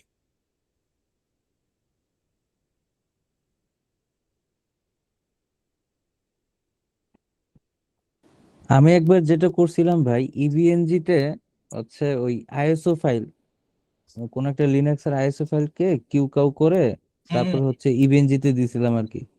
তো আচ্ছা ওইটা থেকে মনে হইলো যে এরকম হইতে পারে যে হচ্ছে কি ওই ইমেজ ফাইলটা আবার আইএসও করা, তাইলে তো ঝামেলা আর কি। না, এটা এইভাবে আসলে করা যাবে না, আমার জানার মতো যাবে না আর কি। থাকতেও পারে কোনো প্রসেস, আমি হয়তো জানি না। মূল বিষয় হচ্ছে ভাই এইখানে যেটা, এটা তো সেট আপ করা মতো ফাইল না, এটা সেট আপ হয়ে যাওয়ার পরের ফাইলটা। হ্যাঁ এরকমই কিছু ভাই। যার আচ্ছা কারণে ওই ওই বিষয়টা হচ্ছে এরকম যে আমি আমি একটা ভিএম ডিপ্লয় করছি, করার পরে সেইটার একটা ইমেজ ক্রিয়েট করে রেখে দিচ্ছি, এইটা আমরা ডাউনলোড করে নিলাম এখন উবুন্টুর একটা। এরকম আমরা ইচ্ছা করলে তো নিজেরাও তৈরি করতে পারবো। তৈরি করতে পারি, রাইট, হ্যাঁ, কিন্তু এটা আসলে ওই রকম না। আচ্ছা, আপনারা দেখেন আমি যখন ফাইলটাকে ইম্পোর্ট করছি তখন এখানে আনইউজ ডিস্ক নামে এখানে একটা অপশন অ্যাড হয়েছে, হ্যাঁ। এখন সেটাকে আপনারা সিলেক্ট করবেন, সিলেক্ট করে একটু অ্যাডভান্সটা অন করে নেবেন, করে এইখান থেকে এসএসডি ইমুলেশন দিয়ে দিবেন, ডিসকার্ড দিবেন, হ্যাঁ, ডিসকার্ড দিয়ে আপনারা অ্যাড দিবেন। এই ইমুলেশনের ডিসকাউন্ট দিয়ে দেবে। এটা হচ্ছে পারফরমেন্স বুস্ট করার জন্য আর কি। আচ্ছা, এই যে তাহলে আমার এই যে হার্ড ডিস্কটা এইটা এখানে অ্যাড হইলো আর কি, হ্যাঁ। এখন আবার আমরা আমাদের এইখান থেকে শ্যালেও যাইতে পারি, এই যে এইখান থেকে শ্যালেও যেতে পারি, অথবা আমার যেহেতু টার্মিনালে এখানে লগ ইন করা আছে আমি এইখানেও যাইতে পারি। তো এখন এইটাই বলতেছিলাম একটু আগে যেটা বললাম, এই যে ইমেজটা আমরা এখন আসলে ইউজ করব, এই ইমেজটা ব্লাইন্ড, এই ইমেজটাকে একটা সকেটে অ্যাড করতে হবে। তো এই জন্য আমাদের কি করতে হবে, কিউএম সেট 200, মানে হচ্ছে আমার যে ভিএম গুলো আছে এই ভিএম গুলাকে আপনার টার্মিনালে যখন এই আমরা যে গ্রাফিক্যালি কাজ করছি এই কাজগুলো আপনারা টার্মিনালের মাধ্যমে করতে পারবেন। টার্মিনালের মাধ্যমে আপনি যখন কোনো ভিএম কে এডিট করতে যাবেন তখন আপনারা এই কমান্ডটা দিতে হবে, কিউএম সেট, মানে সেট মানে এখানে সেটিং, বা আমি হচ্ছে নতুন করে এটাকে এডিট করবো এরকম বোঝায়। তারপর আপনারা সেই কিউএম এর আইডি দিবেন, আইডি দেওয়ার পর হাইফেন হাইফেন সিরিয়াল,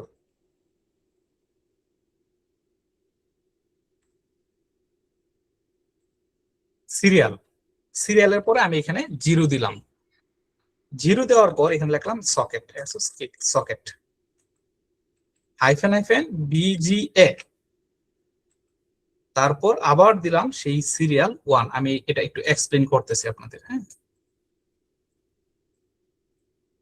তো যেটা বলতেছিলাম, আমাদের ডেভেলপ করা এই ক্লাউড ইমেজটা ব্লাইন্ড, এই ব্লাইন্ড ইমেজটাকে আমাদের চোখের সামনে টার্মিনালে অথবা শ্যালে দৃশ্যমান হওয়ার জন্য আমরা এই যে সকেট অ্যাড করলাম। এটাকে যদি আমরা বাস্তব জীবনের সাথে তুলনা করি, ওই যে একই রকম ধরেন একটা টিভি অথবা হচ্ছে আপনাদের ডেস্কটপ কম্পিউটারের সাথে তুলনা করতে পারেন।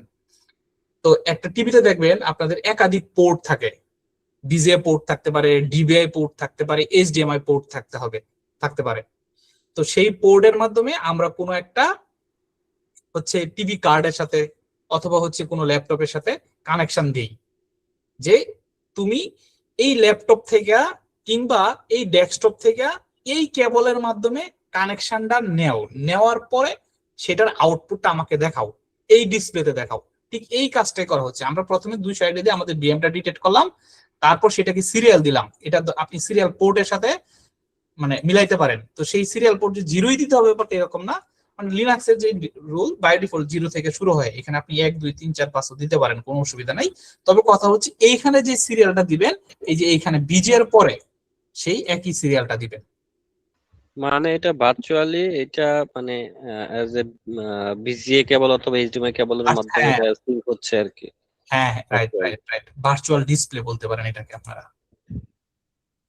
আচ্ছা, আমি দিলাম, এখন সেটা আপডেট হয়েছে।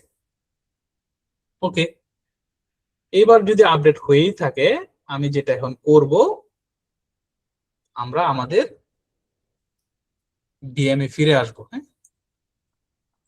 বিএমএ ফিরে আসার পরে আমরা এটাকে রাইট বাটন ক্লিক করে কনভার্ট টু টেমপ্লেটে দিয়ে যাব। একটু সময় নেবে টেমপ্লেট হইতে। দেখেন এখানে কিন্তু আমার একটা পিসির আইকন দেখা যাচ্ছিল, হ্যাঁ, আমি জানি না আপনারা কতটা ভালো দেখতে পাচ্ছেন। এটা যখন টেমপ্লেট হ্যাঁ ক্রিয়েট হয়ে যাবে, এটা এরোপ্লেনের হ্যাঁ এখন দেখেন এখানে মানে একটা আইকনটা একটু চেঞ্জ হয়েছে, হ্যাঁ একটা কাগজের সাথে হচ্ছে একটা মনিটরের সাইন দেখাচ্ছে, এটা দিয়ে বোঝাচ্ছে এটা একটা টেমপ্লেট। এখন আমি এখান থেকে চলে যাব ক্লাউড ইনিটে।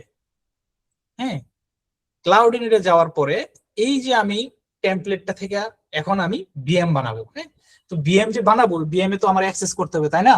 সেটার জন্য তো ইউজার পাসওয়ার্ড লাগবে, আমার লাগবে না? লাগবে ভাই। লাগবে, হ্যাঁ। তো এই জন্য আপনারা আপনারা এইখানে আসবেন, ইউজার নেমে আইসা এডিট, হ্যাঁ এডিট এর নাম দিলাম সুহেল, ইউজার নেম। পাসওয়ার্ডে যায় আমি পাসওয়ার্ড দিলাম 5 থেকে 1 পর্যন্ত। আচ্ছা, এখন ধরেন আপনারা চাইতেছেন যে পাসওয়ার্ড দিয়ে লগ ইন করবেন না, তাহলে এই এসএসএস পাবলিক কিতে যায় আপনাদের যে পাবলিক কিটা আছে সেটা পেস্ট করে দিবেন, পেস্ট করে দিয়ে ওকে দিবেন। ওকে, তারপর আপনারা আসবেন আইপি কনফিগারেশন, এখানে আইসা এডিট দিবেন, এডিটে আইসা আপনারা ডিএসসিপি দিবেন। অথবা ধরেন আপনি প্রোডাকশনে কাজ করতেছেন, আপনি চাচ্ছেন নির্দিষ্ট কোনো একটা পাবলিক আইপি এখানে দিবেন কিংবা পাবলিক প্রাইভেট আইপি দিবেন, তখন এটা ম্যানুয়ালি এখানে আপনারা দিতে পারেন। হ্যাঁ, তো আমার এখানে যেহেতু পাবলিক আইপি এরকম নাই, আমি হচ্ছে প্রাইভেট আইপি নিয়ে কাজ করবো এবং আমি চাচ্ছি যেন অটোমেটিক সে আইপিটা পাওয়া যায়। এটা হচ্ছে IPv4 এর ক্ষেত্রে, ঠিক এই যে এখানে 6 এর ক্ষেত্রে একই একই বিষয়। হ্যাঁ, ওকে দিলাম। ওকে দেওয়ার পর রিজেনারেট ইমেজ দিলে হইলো কি এই ডাটাটা আমার এই টেমপ্লেটের ভিতরে পুশ হইলো। হ্যাঁ, এখন আমি এটাকে এইখান থেকে ক্লোনে যায় যে কোনো একটা নাম্বার দিবেন, এগুলো আপনারা জানেন, দিলাম উবুন্টু 24। আচ্ছা, তারপরে দেখেন এইখানে মোড আছে, মোডের মধ্যে দুইটা মোড দেখাচ্ছে, লিঙ্ক ক্লোন আর এটা হচ্ছে ফুল ক্লোন। ফুল ক্লোন যদি দেন, এই যে আমরা যে 20 GB স্টোরেজ অ্যাসাইন করছিলাম, এই সম্পূর্ণটা সহ সে ক্লোন হবে, মানে একটা বিএম তো বিল্ড হবে, কিন্তু ওই সম্পূর্ণ 20 GB নিয়ে। আর যদি আপনারা এতে হবে কি, যদি ফুল ক্লোন দেন তাহলে আপনার স্টোরেজের কিন্তু জায়গা কমবে। আর যদি আপনারা এখান থেকে লিঙ্ক ক্লোন দেন তাহলে সে করবে কি, তার যে মেইন ফাইল এইখানে আছে এইখানেই থাকবে, জাস্ট হচ্ছে লিঙ্ক আপ হবে আর কি, সে আলাদা করে স্টোরেজ নিবে না আর কি। কিন্তু এতে একটা সমস্যা আছে, কখনো যদি আপনাদের এই টেমপ্লেটটা ডেস্ট্রয় হয়ে যায় বা এখানে কোনো ইস্যু তৈরি হয়, তখন সেটার প্রভাব অন্যান্য ভিএমএও পড়বে আর কি, যেগুলা লিঙ্ক ক্লোন দেয়া জেনারেট করা হয়েছিল। এখন আপনারা কোনটা ইউজ করবেন এটা আপনাদের বিষয়। আমি আপাতত ফুল দিলাম, ফুল দিয়ে সেটা কোথায় হচ্ছে স্টোর হবে আমি দিলাম ওই আমার যে সেফ আছে সেফে যেন স্টোর হয়। হ্যাঁ, ওকে।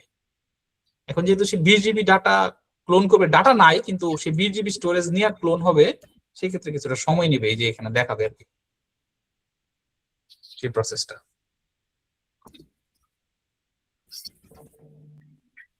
এখন পর্যন্ত আপনাদের কাছে হয়তো একটু বোরিং লাগতে পারে, কিন্তু আমরা যখন এটা আউটপুটটা দেখবো আশা করি যে আপনাদের কাছে ভালো লাগবে আর কি। এটা দুর্দান্ত ছিল ভাই, বোরিং কিসে? কে মঞ্জু ভাই নাকি? হ্যাঁ ভাই, সেই ছিল। থ্যাংক ইউ মঞ্জু ভাই, এখন এটা ঠিকঠাক কাজ করলে আমাদের পরিশ্রমটা সফল হবে আর কি। লোকজন তো কইমা দিতেছে, দেখা যায় মাত্র 14 জন। প্রাণ প্রিয় মেজবা ভাই, একটু ডকুমেন্টস দিয়েন। কিছু পারি না পারি চিল্লাচিল্লি করে তো বোঝানোর চেষ্টা করি, কিন্তু তারপরে যে লোকজনের আগ্রহ কেন কমে দিন দিন। ভাই আপনি ডলার খরচ করে দেখাইছেন আজকে। ডলার কাটতেছে ভাই।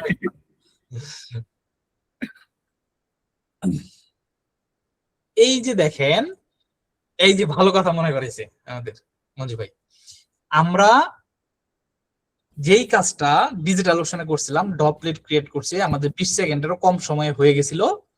এইটাই আসলে সেই কাজ, তারা এইভাবেই টেমপ্লেট রেডি করে রাখছে। আমি যে ওইখানে পাসওয়ার্ড দিছি, পাসওয়ার্ডটা এই ক্লাউড ইনিটের মাধ্যমে পুশ হয়েছে, এই কাজটাই তারা করছে।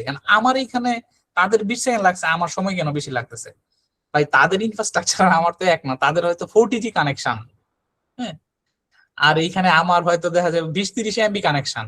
তারপরে আমার এখানে ইউজ হচ্ছে হার্ড ডিস্ক HDD, তাদের এখানে ইউজ হচ্ছে NVMe, তো তাদের সাথে কি কুলায় উঠতে পারবো? আর তারপর যদি আমি এখানে লিঙ্ক ক্লোন দিতাম তাহলে আরো দ্রুত হয়ে যেত।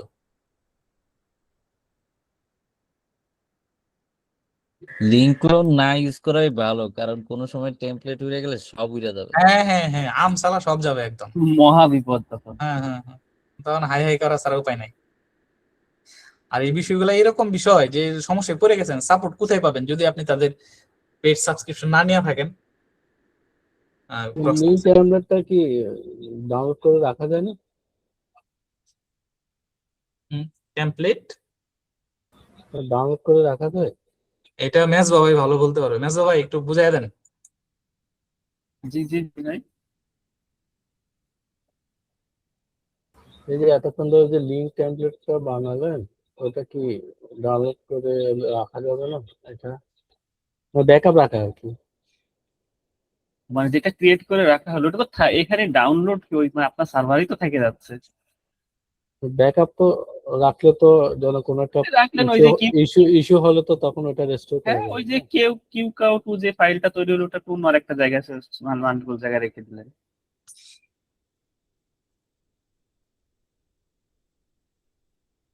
তবে এই যে ভাই যে কমান্ড গুলো দেখালো এইগুলা হচ্ছে ওই যখন কাজের সময় আসবে তখন এগুলাকে ওই একসঙ্গে করে লিখে রেখে দিয়ে একটা ফাইলে করে রেখে দিয়ে তখন ওইখান থেকে চালাই নিতে হবে, কারণ ওখানে তো অনেক কিছু লেখার আছে।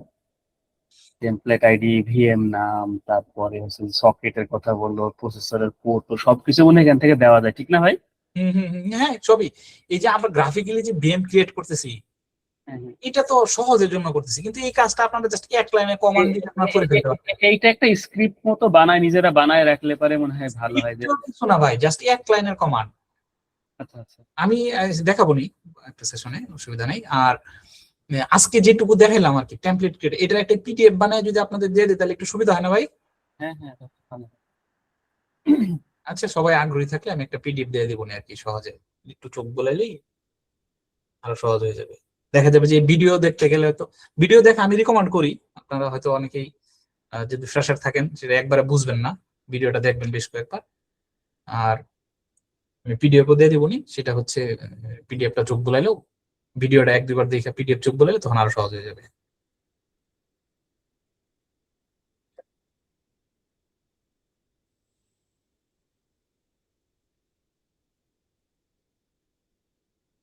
ভাই এইটাতে কি ওই 20 জিবি জায়গা পুরোটা ইউজ দেখাবে নাকি হচ্ছে শুধু আমার স্টোরেজ থেকে 20 জিবি জায়গা এই ভিএম এর জন্য বরাদ্দ হবে? এই ভিএম এর জন্য বরাদ্দ। আচ্ছা আচ্ছা। এটা হয়ে গেছে। হ্যাঁ, তো চলেন এবার আমরা আমাদের কাঙ্ক্ষিত সেই ভিএমটাকে আমরা রান করি। হ্যাঁ, আমরা আরেকটা হচ্ছে সে নেটওয়ার্ক ইন্টারফেসের মাধ্যমে বোট হইতে চেয়েছিল, এটা তো সম্ভব না, আমরা ওইভাবে তো কনফিগার করি নাই। 202.1.2.24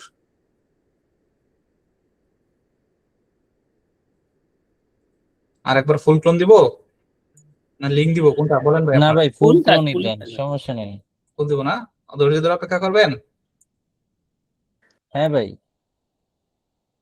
আচ্ছা আচ্ছা, এটা হইতে থাকুক। আপনারা কোনো বিষয় নিয়ে কথা বলতে চাইলে বলতে পারেন। মেজবা ভাই আর তো ডকুমেন্টস দেন না। ভাই কয়দিন আমি একটু ব্যস্তর মধ্যে ছিলাম, আমিও গত ক্লাসে থাকতে পারিনি, আবার আমারও প্র্যাকটিস ট্যাকটিস করা হয়নি এই সপ্তাহে। হ্যাঁ, মেজো ভাই তো সুন্দর সুন্দর ডকুমেন্ট শেয়ার করতো আমাদের সাথে। আর মাঝখানে আমার ল্যাপটপে সমস্যা হয়েছিল ভাই, ল্যাপটপে কি যেন হয়েছিল, আমার ল্যাপটপে অটোমেটিক মানে কিছু কাজ হচ্ছিল হুটহাট করে। আচ্ছা তারপরে আমি পুরা ল্যাপটপ ফরম্যাট করছি, করে আমি ওই যে ভাইয়ের মতো জরিন সেট আপ করছি করে। জারেন কিন্তু খুব লাইট ওয়েট ভাই, খুব মজার। হ্যাঁ আমি হ্যাঁ অনেক চিন্তা করতে পারি। তো ভাইয়া এটা টাকা দিয়ে কিনতে হয় না এটা? না এটা না দুইটা ভার্সনই আছে। আপনি যদি ওদের পেইড এডিশন ইউজ করেন তাহলে আপনি $5,000 সমমূল্যের অ্যাপ্লিকেশন ব্যবহার করতে পারবেন ফ্রিতে, ওই $50 প্যাকেজে আর কি। $50 বলতে $49, ওটার 5 বছরের জন্য দেয় আর কি। আর ফ্রিতে ইউজ করতে পারবেন, ফ্রিতে ইউজ করলে আর কি ওই অ্যাপ্লিকেশন গুলো ইউজ করতে পারবেন না সরাসরি, আর কোন ফিচার লকও থাকবে না। এটা ভালো, লাইট ওয়েট, উবুন্টুর উপরে মানে বেস করে না, বানানো। এটা দিয়ে কি আমরা 2 জিবি উইন্ডোজের 2 জিবি প্যাকেজগুলো কি র্যামও ইনস্টল করা হচ্ছে যায়? ইয়ে করে না। উইন্ডোজের প্যাকেজগুলো কি ইনস্টল করা যায়? এর জন্য টুলস আছে, এই যে ওয়াইন না বোটল কি যেন একটা আছে, এটা দিয়ে হ্যাঁ হ্যাঁ, এটা ইনস্টল করতে পারবেন, কিন্তু এটা আসলে উইন্ডোজের জিনিসগুলো এখানে হুবহু ওইভাবে ব্যবহার করতে পারবেন না, ওইরকম স্টেবল হবে না। কিন্তু তাহলে সমাধান কি? ওরকম সবকিছু অল্টারনেটিভ অল্টারনেটিভ কিছু না কিছু তো আছে। হ্যাঁ, এটি হচ্ছে বিষয়, সবকিছু অল্টারনেটিভ। উইন্ডোজের বিকল্প হিসেবে কোনটা ভালো? মানে আপনার উইন্ডোজের সফটওয়্যারগুলো ইউজ করতে পারবো এরকম কোনো কিছু আছে মেকানিজম? হয়তো ভাইয়া বলা উইন্ডোজের কি সফটওয়্যার ইউজ করবেন? এই যে অফিস, এমএস অফিস, এগুলো তো 365। গুগলই ইউজ করতে পারে, গুগল শিট, গুগল ডক, না না, গুগল ওগুলো এক্সেল। ছাড়া আমি শুধু এটা উবুন্টুতে উইন্ডোজেরটা ইউজ করবো। ওদের সিস্টেম আছে, লিব্রা অফিস ইউজ করতে পারবেন। হ্যাঁ, ওইটাতে ওয়ার্ড, এক্সেল, পাওয়ার পয়েন্ট এগুলো না, সব এটা অনেক সময় বিভিন্ন এক্সেলের ক্যালকুলেশন আছে, বিভিন্ন আপনার ইকুয়েশন যেগুলো আছে ওগুলো অনেক সময় সাপোর্ট করে না। এটা হুবহু তো ওইটা পাবেন না ভাই। হ্যাঁ, ওইটা সিমিলার বলতেছে আর কি, সিমিলার পাবেন।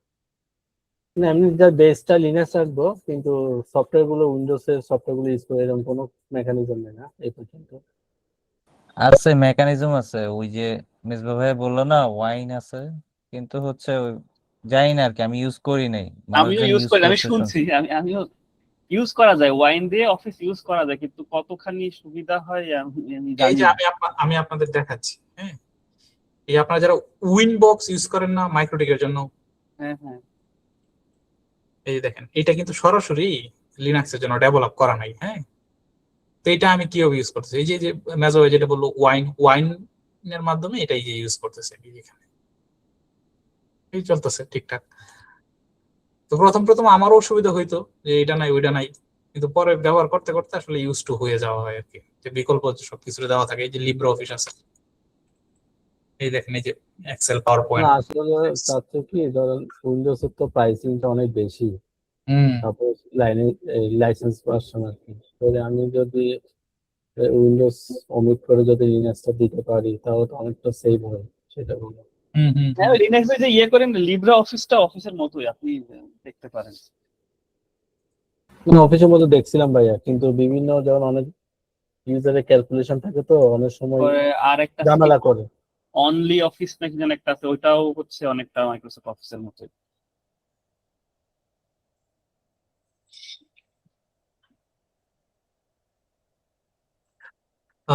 আপনারা দেখতেছেন আমার স্ক্রিন? জি ভাই, খুব সুন্দরভাবে ইনস্টল হয়ে যাচ্ছে।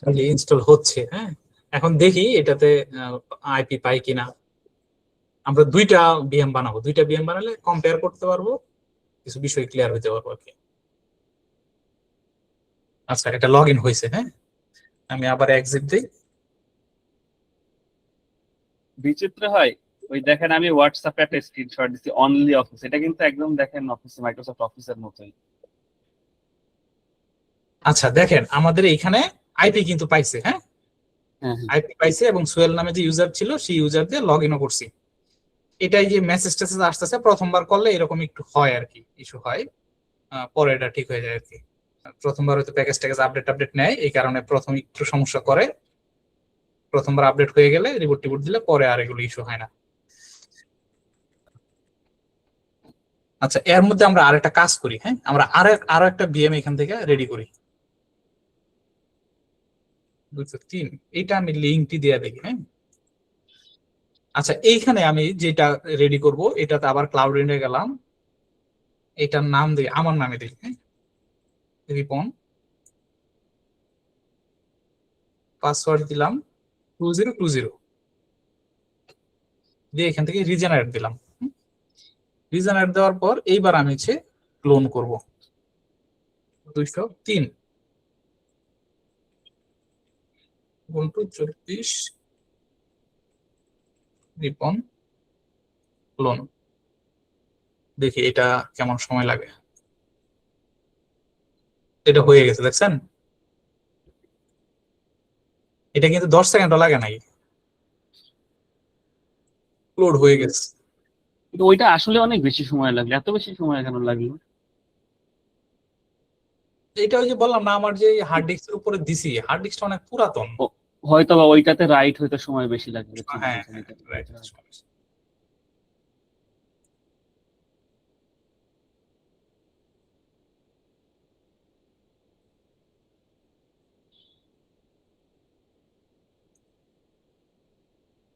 এটা আমার হার্ড ডিস্কের ইস্যুর কারণে সম্ভবত এই জিনিসগুলো হচ্ছে আর কি, নাহলে এরকম হওয়ার কথা না। আপনারা যখন প্রোডাকশনে কাজ করবেন কিংবা ল্যাবে যখন প্র্যাকটিস করবেন তখন এই এরর গুলো বারবার আসবে না আর কি। আচ্ছা, তারপরে ভাই এই যে টেমপ্লেটটা ক্রিয়েট করা হলো PV2 তে, এটা তো আমরা ইচ্ছা করলে ক্লাস্টারের মাধ্যমে যে কোনো জায়গা থেকে অ্যাক্সেস করতে পারবো, নাকি প্রত্যেকটা আলাদা আলাদা বানাইতে হবে? এই যে আমি তো ক্লাস্টারই করছি, ক্লাস্টারের মধ্যেই তো অ্যাক্সেস করলাম। এই যে PV1 এ থেকে PV1 এ তো আর এটা থাকবে না। এটা হচ্ছে যখন আপনি গেম ক্রিয়েট করবেন তখন এটা হচ্ছে আপনার ওই যেই পিবিএ তে থাকবেন সেই পিবিএ তে ক্রিয়েট হবে। এখানে তারপর আপনি টার্গেটের এখান থেকে কি চেঞ্জ করা যায়? PV1 সিলেক্ট করে দেওয়া যায়? এই তো দেওয়া যায় মনে হয়। না, PV1 এ আপনি এখান থেকে নিতে পারবেন না। PV1 এ এটা নিতে পারবেন না, এটা গেম ক্রিয়েট করে পরে আপনি মাইগ্রেট করে নিয়ে নেবেন। আচ্ছা আচ্ছা আচ্ছা।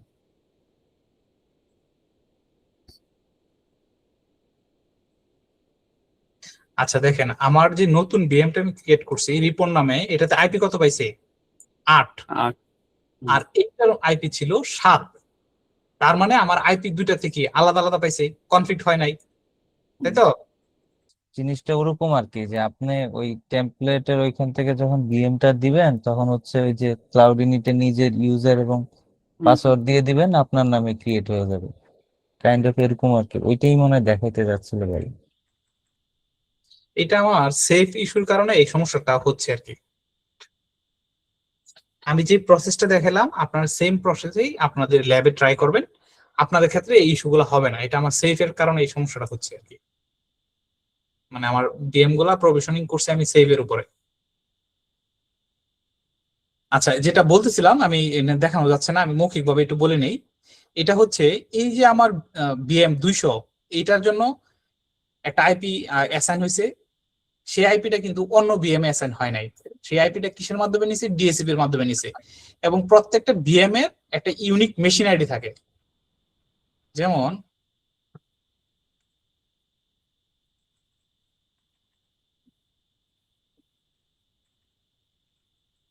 আমি এইটা আপনাকে এখনই জিজ্ঞাসা করতে যাচ্ছিলাম যে ভাই এই মেশিন আইডি গুলো কি সেম সেম তৈরি হচ্ছে, না, নাকি মেশিন আইডি আলাদা আলাদা তৈরি হচ্ছে? আলাদা আলাদা। এই দেখেন, এই যে আমার যে মেশিন আইডি, এরকম প্রত্যেকটা বিএম এর মেশিন আইডি আছে। অর্থাৎ এইখানে যেই বিএম গুলা জেনারেট হবে আপনাদের টেমপ্লেটের মাধ্যমে, প্রত্যেকটা হবে ইউনিক। তাহলে এইখানে আমাদের কি হইতেছে? তাহলে আমাদের টাইম সেভিং হচ্ছে। আমি দুঃখিত, আমার সেভ ইস্যুর কারণে এটা আসলে ঠিকভাবে দেখাইতে পারলাম না। তবে যে প্রসেসটা দেখাইছি, প্রসেসটা এইভাবেই হচ্ছে আপনাদের টেমপ্লেট রেডি করতে হবে আর কি। এটা আপনারা নিজেরা একটু ল্যাবে প্র্যাকটিস করবেন, আশা করি। এটাই আসলে প্রসেস। তো একইভাবে হচ্ছে আপনারা রকি লিনাক্স এর ক্লাউড ইমেজ ইউজ করতে পারেন, আলমার, তারপরে সেন্টোএস এর। এগুলো আপনারা একটু প্র্যাকটিস করবেন। যদি কোনো ইস্যু হয় তাহলে আমরা দরকার আরেকটা সেশন আর কি দেখবো। আমরা নিজেরা বানাইতে পারবো না? হ্যাঁ, বানাতে পারবেন, অবশ্যই পারবেন। বানানোর কথা কেন বললাম, রেড হ্যাটের তো মানে ক্লাউড ইমেজ পাওয়া যাবে না, নিজে নিজে বানাই নিতে হবে। রেড হাটের ক্লাউড ইমেজ আছে কিনা আমার ঠিক জানা নাই আসলে। মনে হয় না অনলাইন এরকম পাওয়া যায়, যার যার দরকার ওরকম বানায় নাই হইতে সম্ভবত। পারে এটা। তাহলে মনে আমার হয় মনে হয় ভাই রেড হ্যাট ফ্লেভার পাইতে আপনার ওই যে আলমা লিনাক্স বা রকি লিনাক্স দিয়ে হ্যাঁ করতে হবে আর কি। হ্যাঁ হ্যাঁ হ্যাঁ, ওইটাই বললাম। কিন্তু হচ্ছে মানে যেমন ব্যাংক বা অন্যান্য বড় প্রতিষ্ঠান, ফিনটেক কোম্পানি যেগুলো আছে, তারা তো আসলে সেন্টোস এইভাবে ইউজ করবে না।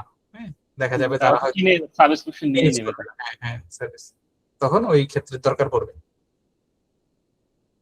সেই ক্ষেত্রে সম্ভবত মেজো ভাই তারা হচ্ছে ক্লাউড ইমেজ প্রোভাইড করবে রেড হ্যাট নিজেই, হ্যাঁ, টাকা দিলে তো করবে তখন।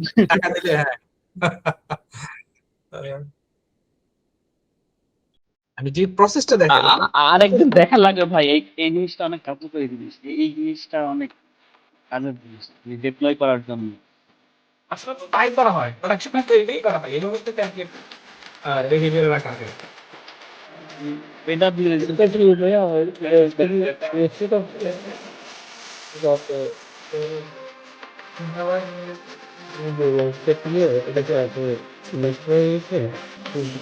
হ্যাঁ হ্যাঁ এটা স্টোর করতে হয় না ওপি স্পেস ওই ক্লাউড ইমেজটা ওপি স্পেস